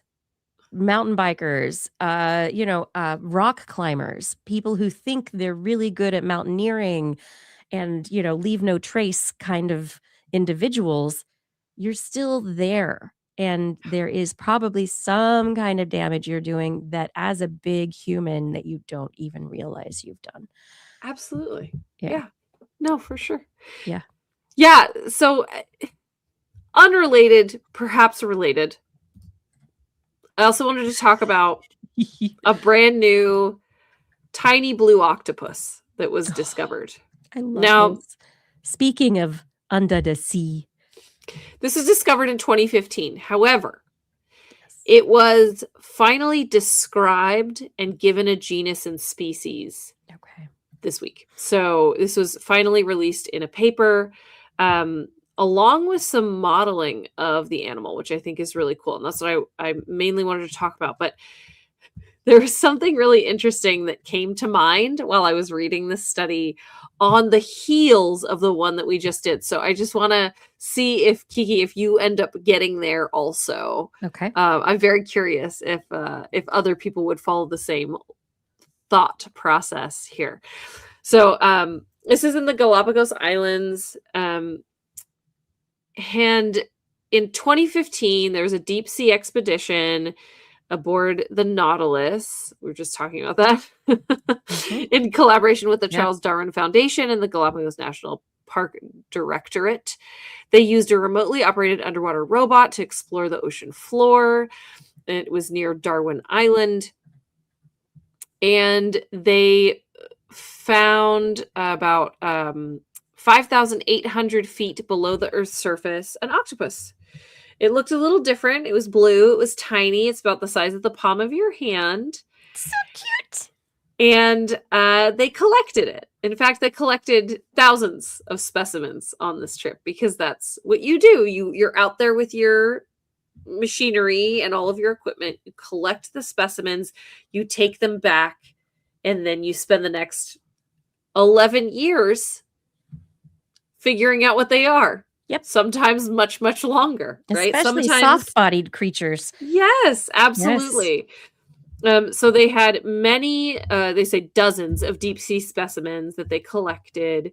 They sort through the specimens, and then particularly this tiny blue octopus, they're saying it's about the size of a golf ball, seemed unusual. Seemed a little different from other octopuses you might see. They didn't know what species it was. It was maybe something they hadn't seen before. They reached out to an octopus expert, Janet Voigt, sent her a photo, and she was like, ooh, that's really cool and different. I need to see it closer. I need to go. So they actually preserved the octopus in alcohol and formalin. They sent the species from the Galápagos Islands to Chicago for her to examine at the Field Museum. And it was indeed a new species. But in order to figure that out, you have to look at things like the mouth, the beak, the teeth, internal organs. And to do that, you have to cut it open. But they have this one specimen of this new species. They don't want to cut it open. So this is really cool. She worked with the manager of the Field Museum's X-ray computed tomography laboratory and did micro CT scanning of the octopus. It's non-destructive, so it means that, this thing's still intact, but they were able to do complete modeling of the internal structures and external structures of this guy. And so they were able to look at the body plan, look at its mouth, look at some of its internal organs. And from there, they were able to decide, yes, in fact, this is a new species to science. And they think that it sticks along with some other kind of really unusual octopuses. So the new species is called Microelodon galapagensis. And it's so funny, like this is so new. I looked up the genus Microelodon, and let's see if it updated since the last time I looked at it. On Wikipedia, it still only has one entry, and it's the Microelodon mangoldi, or Mangoldii, which is the sickle-toothed pygmy octopus that was found in 2004. That's the only other one in this genus that that has been described. So, oh yeah, this was updated in the last 12 hours since I looked at this. Still they nothing. added it to Wikipedia. Man, Wikipedia just doing really good work out there. Oh, I never would have guessed. Wikipedia editors are the best. It's just this is a strange tangent, but thinking about like 15 years ago, like we were talking about before, I don't know if I would have guessed that Wikipedia would have been peak knowledge. Yeah. Like I was busy telling teenagers not to use Wikipedia in their research because it's crowdsourced information and it's garbage. And now it's like the source of truth. Like the fact that you can click a link and find. Okay. Anyway, I'm getting distracted, but Wikipedia is updated already, and here it is. Galápagos is showed up, which is so cool.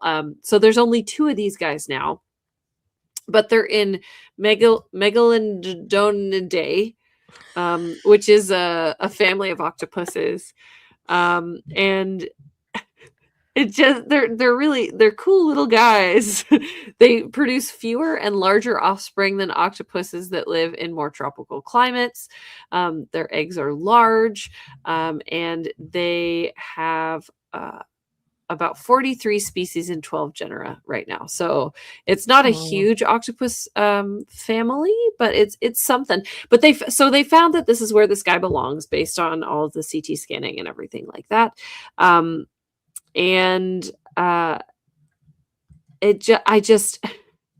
I brought it because I do think it's very apropos that, you know, hey, we're still meeting new cute little guys. Can we not destroy it all? Don't destroy it before you meet them. But this is the thing that where's the exact quote? This is the thing about this little guy that I thought was so funny about this on the heels of the other study that I just talked about.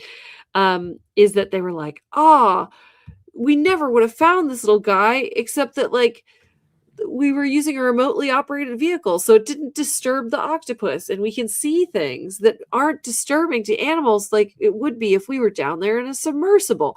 And I'm like, okay, but isn't it still something that's down there? I can still yes. Yes. So okay, I'm not wrong there then. This is exactly what I got totally stuck thinking about reading this, because I looked it up too. There's been studies that ROVs do disturb animals. Like it's an animal that pretty much lives in the dark all of its life. You blast it with a light. Okay. So first of all, how blue is this octopus normally? Because they got chromatophores, right? Yeah. So you just bopped a light on it. Yeah. Interesting. But I don't know. I got very distracted by this whole rabbit hole that I went down of like, is this impacting the animals? Like you're saying that human presence has an impact on animals, but the ROV doesn't. I don't believe that. I don't believe that for 1 second. So I don't know. That's my own little like hang up about this, is that I'm very happy we have ROVs, and I love all the cool new animals that we learn about. Like, to answer your question, Kiki, we don't know anything about this guy. No, he was just sitting there. He's just sitting there. He's just sitting there not doing anything, and it's like, we just found this. We don't know what his deal is. We don't know what their reproduction strategy is like. We don't know what their like self-defense strategies are. We don't know what they eat. We know nothing. So like, to answer your question, no, we don't know anything. We got this little guy. We put him in formaldehyde. He got sent across the world, and he got CT scanned and categorized, which is how things start. I'm not saying that that's bad. Okay. Like this is how it all starts. And ROVs are the only way we get to observe animals doing certain things. Like, for example, we would never know what a blobfish looks like underwater. We would only think he's that droopy face guy, and not ugly, that it ugly, like smushed. looks like a normal fish actually under the pressure of the DC. Yeah. But they're important. ROVs are important. I want to learn more about the deep sea. This is back to the initial point of like, people need to know how cool the deep sea is. However, you do need to recognize that the ROV is going to impact animals. It's going to impact their behavior. It's going to impact their behavior after you leave. So like it also is an impact on the ecology of that space to bring in an ROV. Because it's also something they've never seen before, and it's probably very scary looking. Think about if you had no knowledge of electricity, okay? Never seen like metal before, and a floating robot just came in your bedroom door while you were asleep. I mean, you're used to floating balloons and other things, but yeah, no. Wouldn't be ready for it. No. No, terrifying. So, no, that's where I got, that was my hang up for this story, was just that I was like, you can't sit here and tell me that the ROV doesn't disturb ocean. But just, they're making themselves feel better by making that statement. I do think so. But I would argue you got to disturb them to save them, because you got to tell people. People got to know about this little blue guy. They do need to know. And I think people also need to know about the commentary from the researchers that were down there. Did you listen to the audio of these video files? I did not. I forgot about this aspect of deep sea exploration, and please hit me. Oops. Let me get there.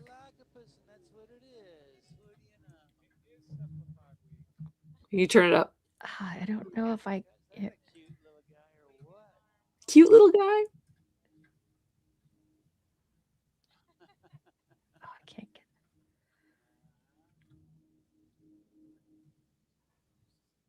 It is sad, though, that they just snatch him and pop him in a jar. That does kind of make me sad.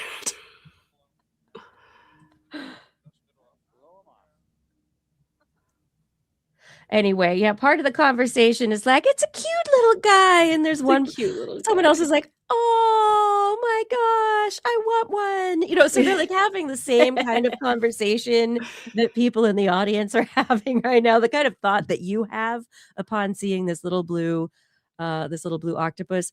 They were not only having the strict scientific conversation, they were like, that thing is so cute. And so they were awed by the cuteness. Cute little blue octopus. Yeah, I love how many cephalopod treasures there are to be found in our ocean. I'm so excited to learn more. So many cephalopod treasures. Do you want to give me the one quick and dirty for your beluga mirror? Oh, sure. Test? Yeah. So I got very frustrated reading this very long article because the long and short of it is belugas pass the mirror test, and I'm doing air quotes for that. They don't have hands, so they can't. So reminder, the mirror test, basically you put like a dot on an animal that they can only see in a mirror, and then you give them a mirror, and then the idea is if they try to paw at it or try to get to the dot, then they recognize that the thing in the mirror is them, and they can touch their head in conjunction with what they see in the mirror. So it's kind of like the Marx Brothers sketch where they're like moving for each other on either side of the fake mirror. It's like that. It's like I move my hand and that thing in the mirror moves its hand. Okay, so that's probably me. Oh, there's a thing on my head. Let me try to get that off, right? And so there's certain animals that have quote unquote passed the mirror test: Asian elephants, bottlenose dolphins, magpies, depending on who you ask, orcas, depending on who you ask. The cleaner wrasse was a recent one. I actually brought that to the show, I think last year. Yep. And then the article says, that's it. No dogs, no cats, no monkeys. Now, I know for a fact that I reported on monkeys passing the mirror test on this show. So what they said was that the person who developed the mirror test is a very harsh critic. Psychologist Gordon Gallup, he invented the test in 1970, and that he ultimately will say that certain animals didn't really pass the test, even though the researchers doing the research said that they did. He would for some reason say oh, the animal doesn't show clear self-directed behavior. They're not actively trying to touch or examine the mark. It's just so I don't know. dubious. But I mean, it's an interesting test in the first place because it takes into account like this understanding of mirrors. There's all sorts of assumptions for the mirror test, mirrors. and it doesn't take the behaviors of the animals into account. Yes, exactly. It also doesn't consider like maybe I don't care there's a dot on my head. Mm-hmm. But also like the mechanical, like being able to look at something that is a mirror opposite of you and move and have that move and your brain recognize how that works. Like for human toddlers, it takes them a long time to figure out how that works. How if I move my right hand, understand your left hand before you can figure it out. Yeah. Yes. So it's like it's very complicated. It's also like it just feels like a very human-centric test to me, which tracks with the fact that it's the 1970s. But I thought, wasn't there something that you reported on where they marked dogs with something like scent or something where it was something not like it was more apropos to dog behavior? Yes. So there are other tests out there besides the mirror test, I think, ultimately to like to recognize like self, what do they call it? Theory of mind, sense of self-recognition is the word I was trying to find that left my brain. And so essentially there were some belugas. They lived in an aquarium, which also complicates things. But they were marked with waterproof lipstick during feeding sessions, and they were exposed to a mirror, and 2 beluga whales showed the same progression of behavioral stages reported for other species to show self-recognition. They don't have hands, but they would try to orient the area of their body toward the mirror to look at it, I guess, and in some cases try to like rub it. So okay, maybe. I think on the whole, my expectation is that a lot more animals have self-recognition than don't.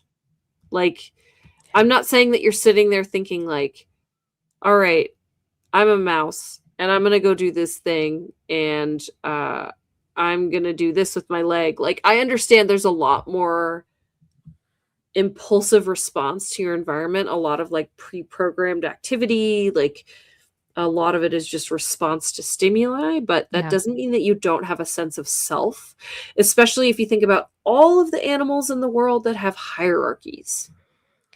There has to be, if you recognize other and can have directed behaviors and pre-planned behaviors for yourself, the idea that you would have a sense of self, I think but we have to test it. Of course, but yes, you have to. So if you have a social hierarchy, or if you have a social structure where like I care for my child but not your child, to have a sense of mine means to have a sense of self, right? This belongs to me. This belongs to you. To have any sort of language, and it's separate from me. Yes, it can go away from me and then come back to me. Yes, absolutely. So I think there's a rich vein of research to be had here related to sense of self and different types of ways to study, particularly animals without hands. I think that was something that I thought was truly outrageous. That like they're like, oh, they kept orienting to look at the lipstick. Like, how do you know that that's because they recognize that it's on them and not that like, oh, there's a cool thing over there?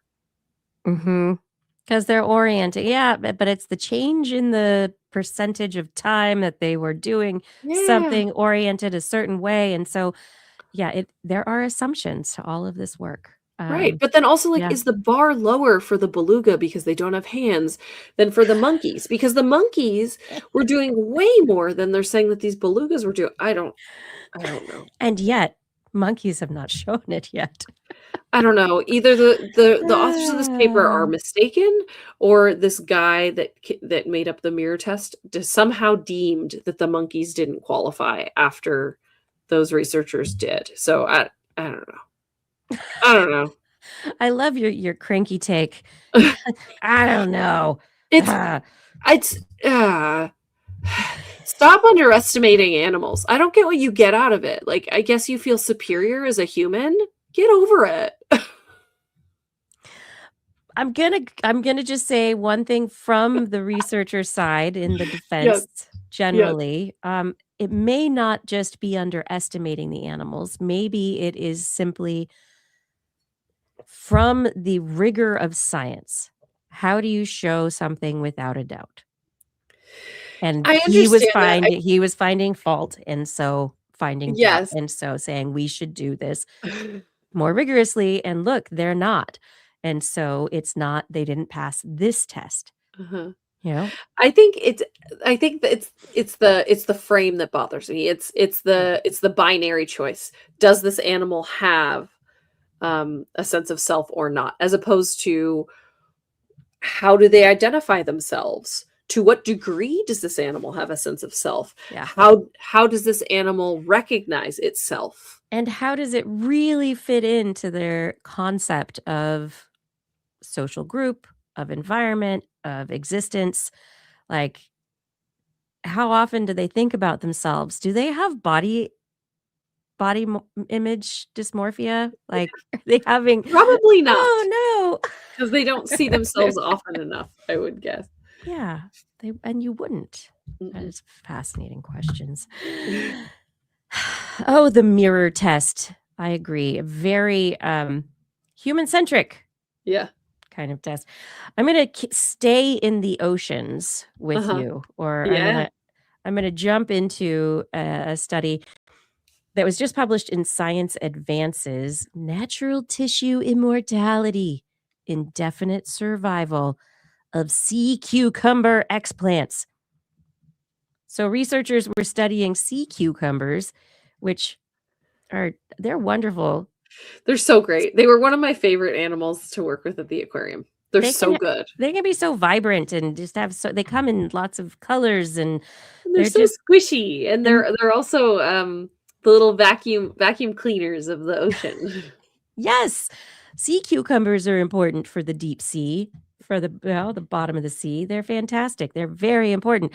Okay, so researchers went and they had a bunch of sea cucumbers that they had brought back from the ocean, and they had them in their lab. So this is from Bigelow Laboratory for Ocean Sciences, and also Memorial University of Newfoundland. In this work, they they basically had sea cucumbers. A particular group that they used were called the Solus fabricii, a cold water species of sea cucumber. And they had these cucumbers, and they knew that they had regeneration properties, but they weren't really looking at that. And so they were doing different studies and whatever. And then they found discarded tissue from a tube foot from a sea cucumber. And this discarded tissue that they found, it was just there. But it hadn't decomposed. In fact, it was surviving and seemed to be growing. Okay. And so they were like, what is going on here? And so they collected tissue from a number of the epidermal tissues of the sea cucumbers, and they just kept it in seawater, in flowing seawater, natural seawater, not sterile water. It's not just a super clean environment. It is just seawater, which has all sorts of stuff in it, microbes, minerals, phages. It has seawater, but it's flowing over them, giving them nutrients. Do it. These tissues, they just ended the experiment after 3 years and to write the paper, and they kept growing, and these tissues were just having a great old time, just growing and doing better. And so what they are suggesting is that we should be looking into sea cucumber tissues as alternatives for studying regenerative cell processes, developmental science, regenerative science. Yeah. It is nobody except for you and the sea cucumber fan club. People are not going to be ethically terribly concerned about scientists looking at sea cucumbers and maybe taking a bit of their very regenerative tissue for study in laboratories. Well, so sea cucumbers are echinoderms, so they're related to sea stars. Yes. And sea stars can regrow regrow legs. Yes. Exactly. Yes. Yeah. So this makes sense. Like sea stars already have the specialized stem cells that allow them to do that. Right. And so they were able to show that over the time that they had this study going, they're looking at these explants. They're able to see a number of processes occurring in these cells, but there's still a lot that needs to be understood exactly as, what are the limitations or what are the special properties of these sea cucumber tissues versus sea stars, brittle stars, urchins, others. But they're very excited about this, what seems like what the tissue samples they have, where we know that HeLa cells and other single cell tissue samples we have a limited amount of divisions they can make. The Hayflick limit, it limits how far tissues can go regeneratively. And these tissues don't seem to have a limit. They're still going strong, growing. And they're we haven't grown a whole new sea cucumber here, but they're I wouldn't put it past they're we don't, I wouldn't put it past the tissues. Could be fun. That is very fun. Yeah, so they are very excited about this new these bits of severed sea cucumber. It is a bit zombie tissue like, but at the same time, the potential is really incredible, especially considering the extent of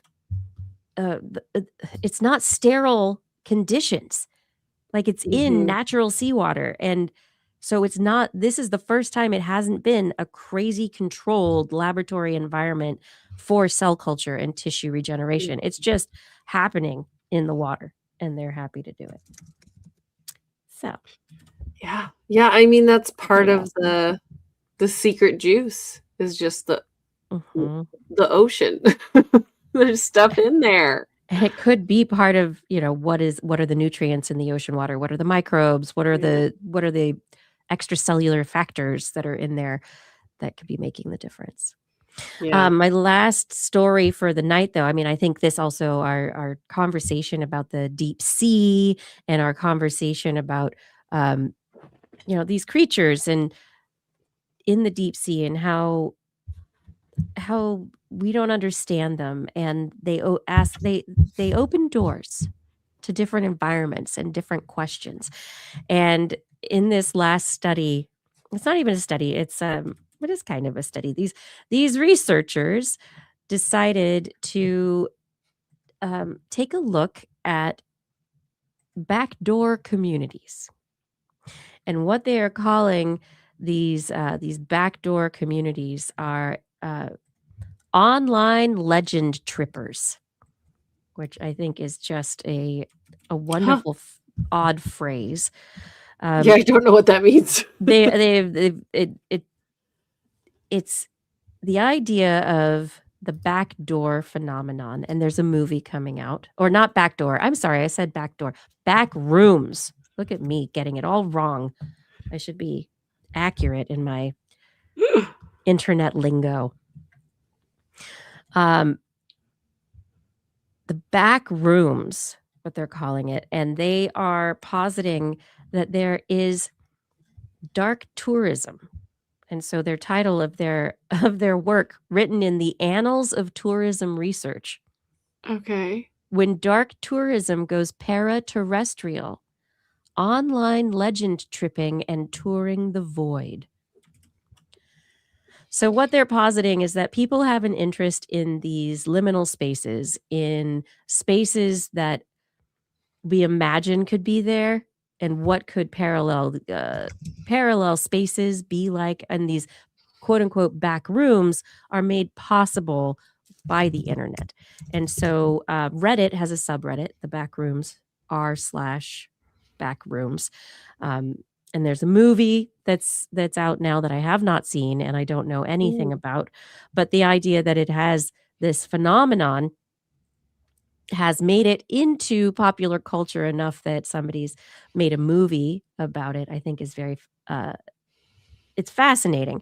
And so do these researchers, obviously. And so they looked at these back rooms on Reddit, and what they say is they unpacked the processes of temporal suspension.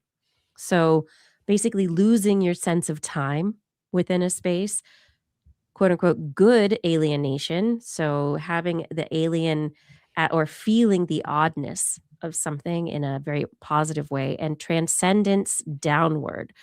And they say these processes enable online legend tripping, which I don't know. I guess it means legends like back rooms, tripping like vacations. No, taking a trip. So you're taking a trip to these not real spaces on the internet. And so that's the para-terrestrial aspect of it.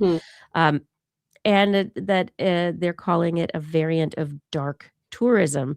So because it's not in the spaces that most people want to go. It's not the Parthenon. It's not, for your summer vacation. It's going to these very odd, not very traversed spaces, trying to find places, very, I don't know, seems very Twin Peaks to me.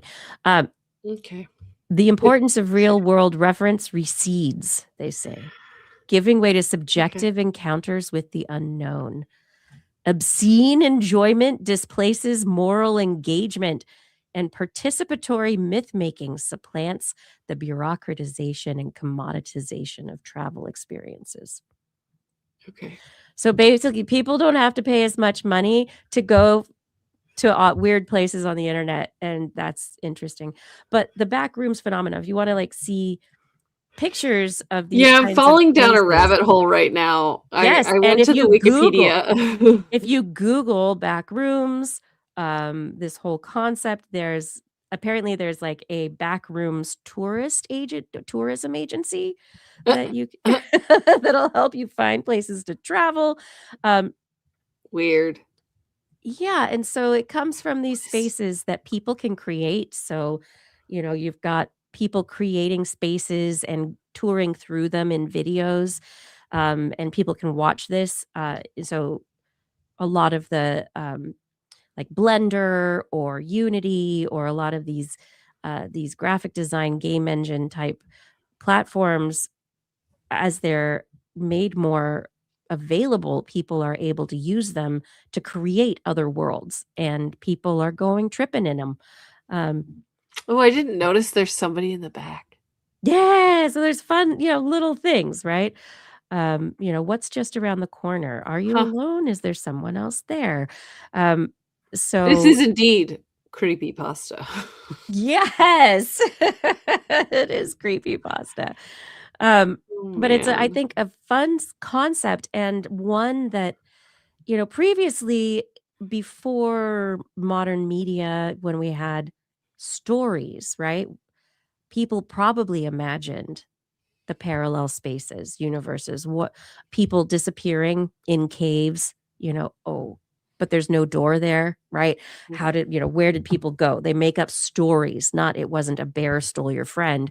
It was, there was a door there somehow that they went through, or something opened and closed. And people make explanations that make them feel more comfortable, but that are less real in a sense, because it allows the psychological, I guess, separation of the real world and what your friend disappearing, what that really means. They're not alive anymore, right? So instead, I'll just believe they're alive somewhere on the other side of this rock wall through magic, because that makes me feel better. Better or worse, I'm not sure. Right, but there's a lot of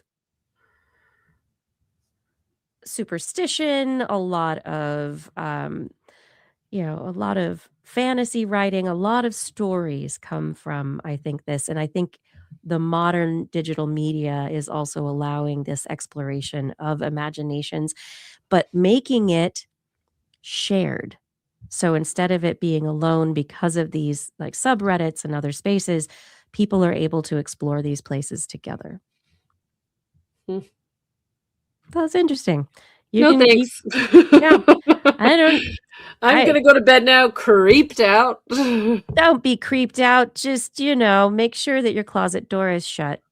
Kiki, why would you say that? No, thank you. Sorry. Oh, no. Just turn on the nightlight. You're great. Oh, boy. Goodness. End up in a hobby shop. Yeah. No, there are some great rabbit holes to go down for this one. So if it's your bedtime, I hope that you're able to sleep well thinking of Backrooms out there. If it's not your bedtime, I hope you're excited about a new rabbit hole. Oh boy. Are we done? Yeah.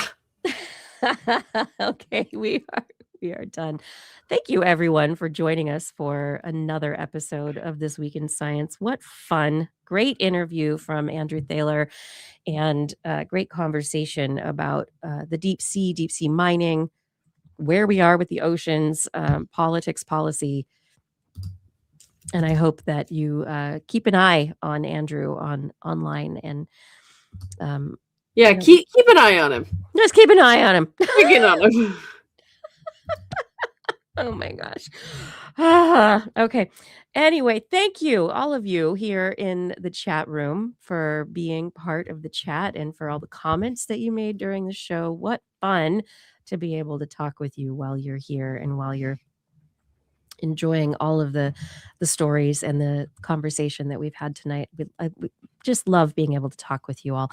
Those of you who are not able to be here live, thank you for being here in any way that you are. Just your time with us is so I'm so thankful for it.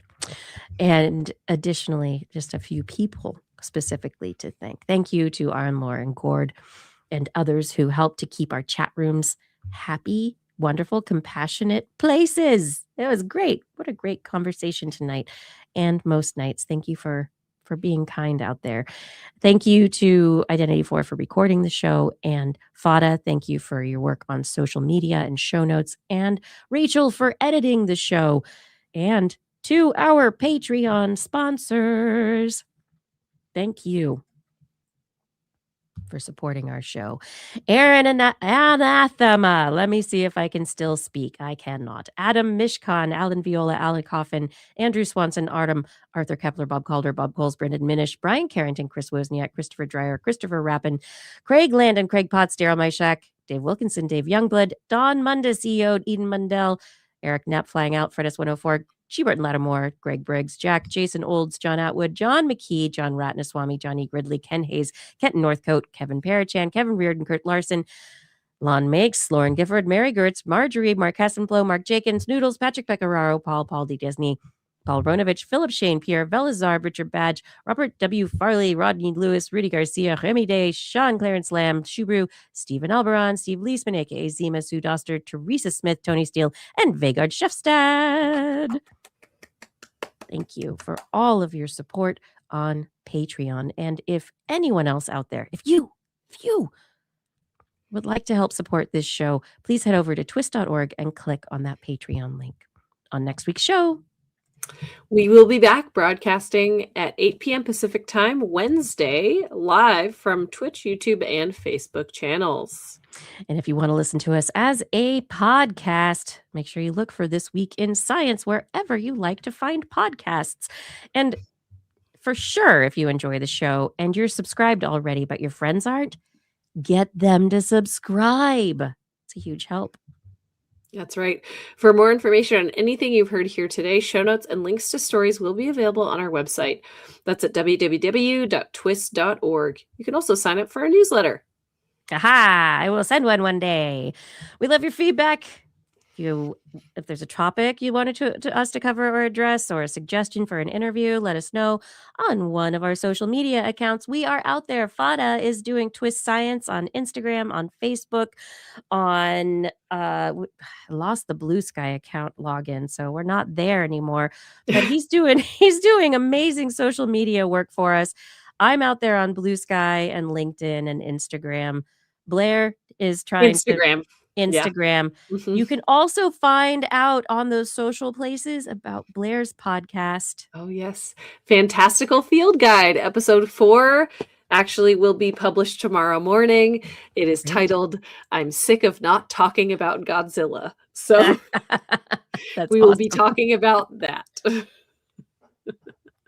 Amazing. But if people do not want to do the social media, I don't like to all the time. And sometimes a better way to get in touch with us is through email. But if you want to send us an email, make sure that you put what in the subject line, Blair? You must put TWIS in the subject line, or your email will be spam filtered into the bottom of the Marianas Trench for sure. Nobody's going to get it then because it'll get covered up by blowback from with all the mining and whatever. Yeah.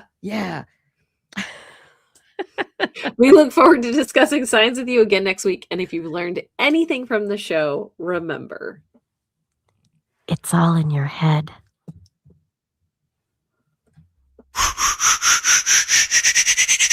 This week in science. This week in science. This week in science. This week in science, it's the end of the world. So I'm setting up shop, got my banner unfurled. It says the scientist is in, I'm gonna sell my advice. Show them how to stop the robots with a simple device. I'll reverse global warming with a wave of my hand. And all it'll cost you is a couple of grand. 'Cause this week's science is coming your way. So everybody listen to what I say. I use the scientific method for all that it's worth. And I'll broadcast my opinion all over the earth. 'Cause it's This Week in Science. This Week in Science. This Week in Science. Science. This Week in Science. This Week in Science. This Week in Science. Science. I've got one disclaimer and it shouldn't be news. That what I say may not represent your views, but I've done the calculations and I've got a plan. And that is the end of the show. That's right. And we are in the after show, but it's Blair's bedtime. It is. And I have started watching Widow's Bay. Oh. And I want to go watch an episode of Widow's Bay. That's fun. It's creepy. It's good. I like it.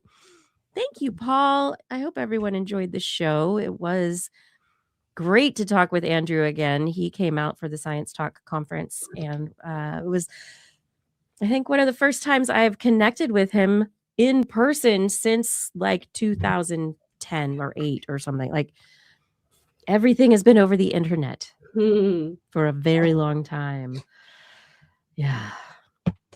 That's funny. It's always fun to talk about the ocean because I was like, oh yeah, I did work at an aquarium for a minute there. I know. That's why I was glad you were here. I was like, okay, it'll be great to talk with Andrew, but I really was looking forward to having you here and be a part of it also.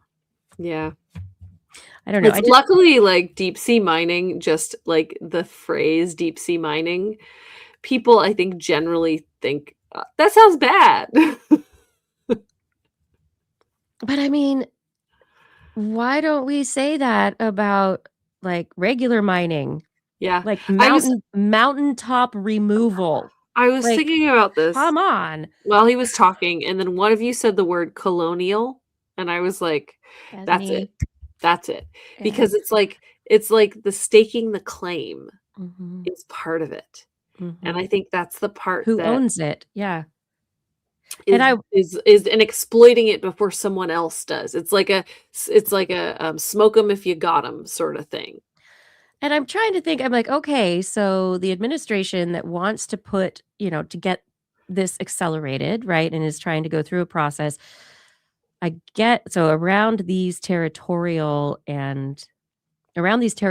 areas within our intercontinental or our intercon what did he call it? The boundary?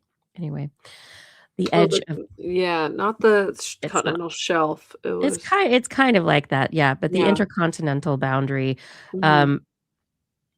and where that is that belongs to us, I can understand, okay, we've expanded it, we've got this area, blah, blah, blah. Those areas, the lease sales and everything, that's, at least understandable, but the idea that international waters could in any way be included in that, Mm-mm. how do you do a lease sale in international waters? Yeah, so when he said that, like, at the very beginning, I went, what?" Yeah. Like, you just threw me off entirely. How does that work? I don't Just understand. wait until we're using Uh, airships, and then we have to stake claim over sections of sky. That's gonna be super fun. I know. There will be. I mean, I don't know. I don't know. Airships, I think, are also gonna be hard. I mean, the wind, Yeah. the No, it's the I don't know, vertical the axis, dynamic I feel like nature. makes the Yeah. ocean so hard. Mhm. Like, the vertical axis, nobody understands how deep the vertical axis is, and that Right. every foot of depth actually means something. It's not just like, I cut down the tree, now there's nothing there. It's like, okay, you remove the pebbles, but, like, what about the thousands of feet of ocean above it that now you've impacted? Mhm. That's But I not mean, that's fun. they're not gonna that's what they're not thinking about, right? And I Yeah, think that's it's like, we're just out of talking sight, out about of this mind, right yeah. here, but it's like, you just went through this entire vertical of ocean, and that is also because it's connected upward, it's going to impact the skies and the animals that live in the skies as well. Mhm, mhm, Yeah, all of it. mhm. Why doesn't everybody have to take ecology? Yeah, it's a really good question. Environmental, environmental ecology. Yeah, I think we live every here. it should be a required, like, civics and environmental Yeah, ecology, like, these, like, yeah, ah, yep, yep. bah. Mhm, mhm. Ugh, I don't want the ocean to be a giant Berkeley pit, that sounds terrible, Paul. I know, if only they'd start mining the moon, but I think it's an interesting thing, I Who knows if wonder. the tides, though? It potentially would. Eventually. I mean, asteroids are a better Yeah. get, but that's one thing I'm interested in because the new space movement has been pushing out about, reusable rockets and making the reason they're trying to do stuff is to get out to the asteroids to be able to mine asteroids and get precious metals. I mean, okay, sorry, not precious metals, critical minerals that they could bring back or use in space to construct stuff out in space. I mean, which will be first if deep sea mining is always 10 years away? Which one's Yeah, I gonna know. be It's like first? that's like fusion, right? Fusion is always like Yeah, 10 years away. which I was thinking one? about that. Yeah, that's funny. Yeah. But But I don't know. anyway, I thought it was a fun conversation, Yeah, and yeah. that's cool. We got Thanks. to talk to Congress, even if it didn't I know. do anything. There's a link. I've got a link to the video of the entire That's great. congressional Yeah. testimony with the guy ahead of him who was like, "Well, it's not It's a like desert. it's not a rainforest. You don't know anything about Yeah, ecology, do you?" terrible. Ah, oh, people.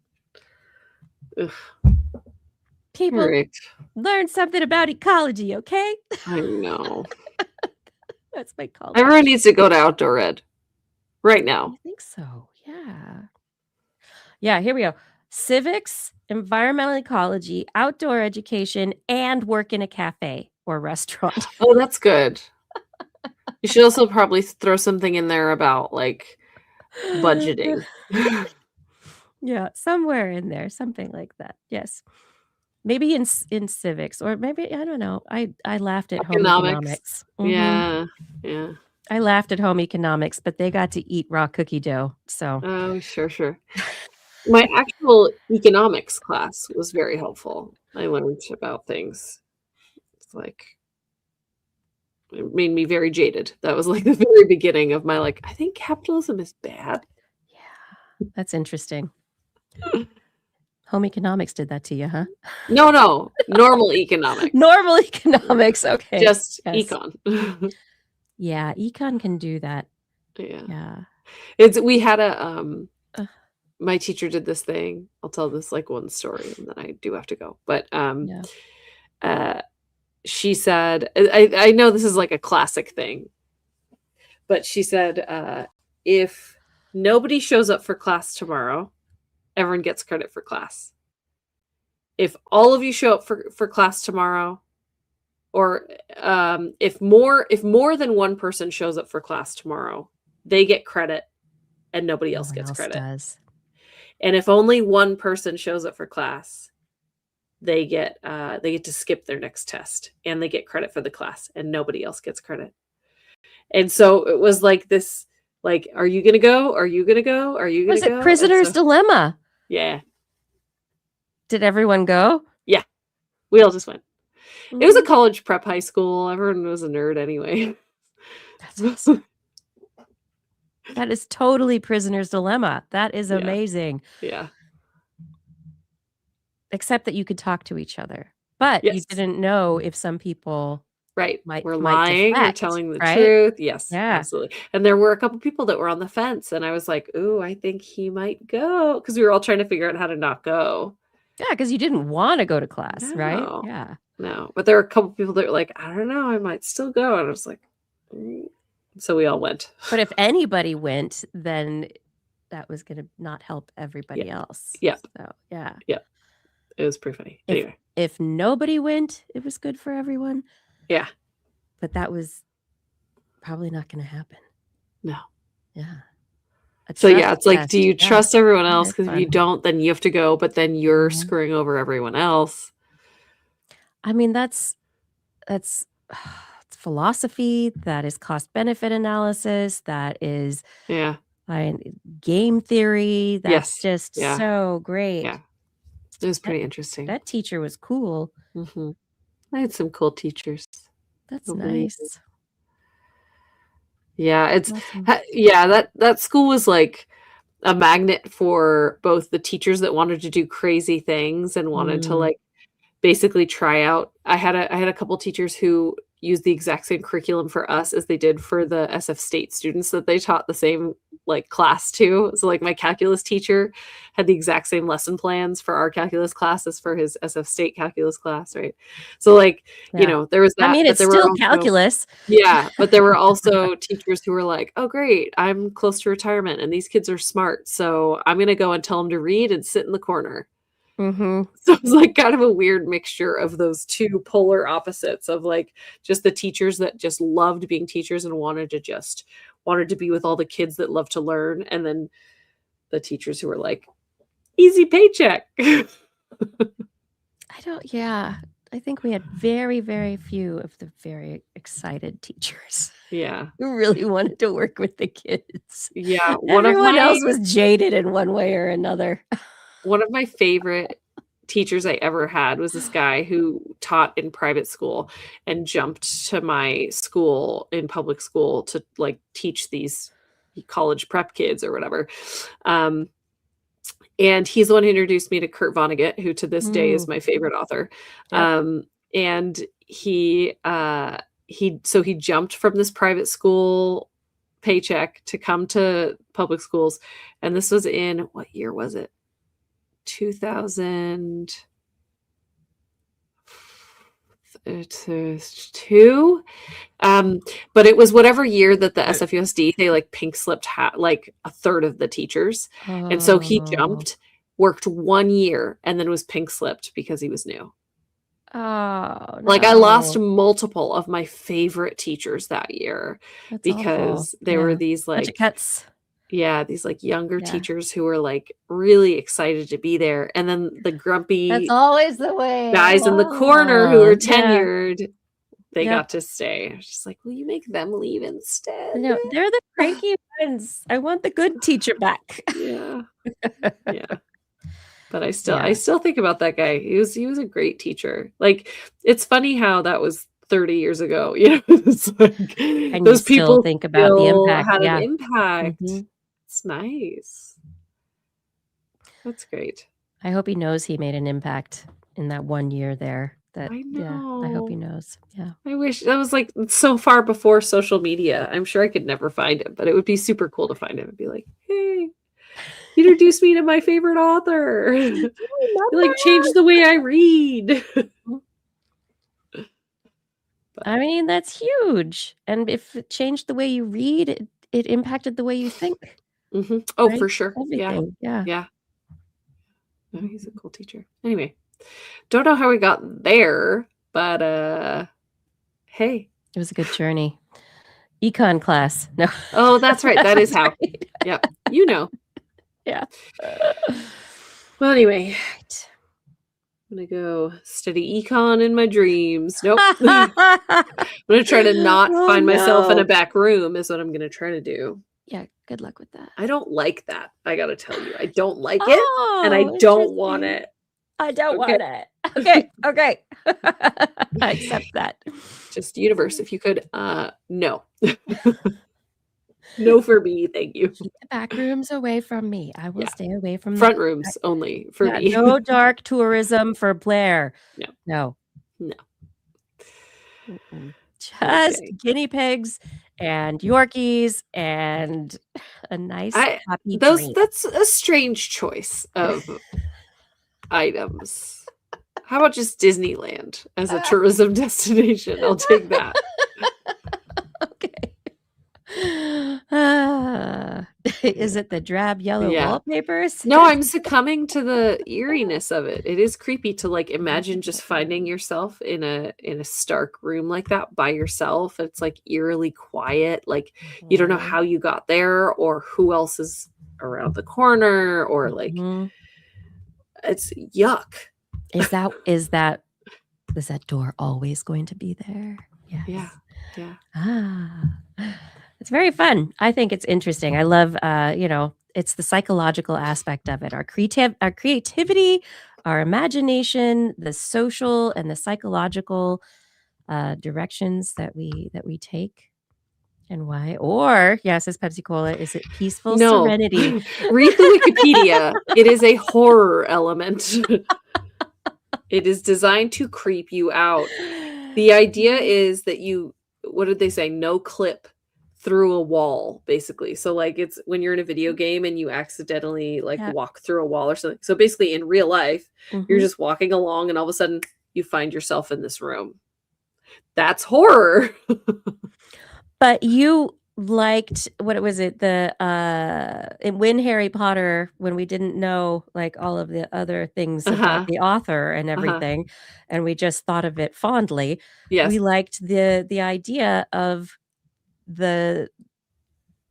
what was it? The door that was at the train station Sure. Yes. that the kids had to run their little luggage carriers into. That's a back room. Also. Yeah, except one of the times he slammed into it and he almost killed his owl. Like just why? I would never want to run through that again. Yes, someone's horror is someone else's zen. Yeah, there's whole fields of research that could be done about why some people like horror that I just and different kinds. Yeah. Maybe not horror, but the creepypasta. Yeah. Where it's not necessarily not necessarily that someone's going to jump out at you. There's no clowns, right? But it's the eeriness, right? Just the oddness of it. And, Yeah, it's I think part of it is like the the fact that the internet's not safe too. I feel like this is part of what creepypasta always kind of preyed on, because like one of the original creepypastas was that thing where you were just kind of like in a room and then all of a sudden something would jump at you, right? Yeah. I think that's part of it, is just like somebody else created this. I don't know what it is. I don't have a roadmap for it. Like I am in their hands, and the internet is vast. So like it could be terrible. Yeah. Apparently there's some other kind of like back rooms. It's similar to like the old school kind of putting commands into the algorithms or search engines so that you put certain prompts into search and you'll end up in a certain place. And so I guess the original was this artist guy who took a picture of himself with his head in the freezer, and he went on like Pinterest or one of those sites and said, okay, everybody take a picture of yourself with your head in the freezer and associate it, like post it with this number. And it was like a 6-digit number. And now if you go and you search for that number on the internet, it's just images of people with their heads in the freezers. I see. That's creepy. Yeah. And so people are starting to do this kind of stuff with different offshoots of it, like on TikTok and Instagram and other places. And so like all of these platforms are getting their own back rooms and their own. And I guess the one on TikTok, though, it's like odd, like repurposing of old creepypasta stuff and old memes. And like, they're just like, yeah. Sure. Yeah.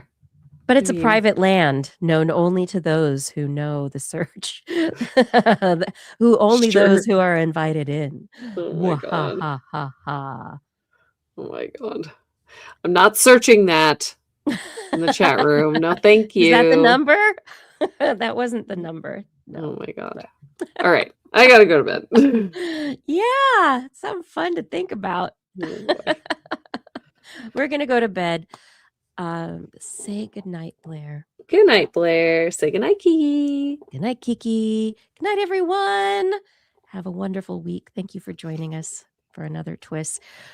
We hope that you have a wonderful week ahead. Yeah, it's like 6 digits, I think, something like that. You can find it. It starts with a 2. There's only 5 more to figure out. It shouldn't take you too long. Maybe you'll have the number by next week. Yes, have a great week. Stay safe, stay warm, stay happy, stay hydrated, don't get sunburned. All of it. All those things. Stay sane, and or at least as much as possible, and stay curious, and definitely stay lucky. We'll see you next week. Bye.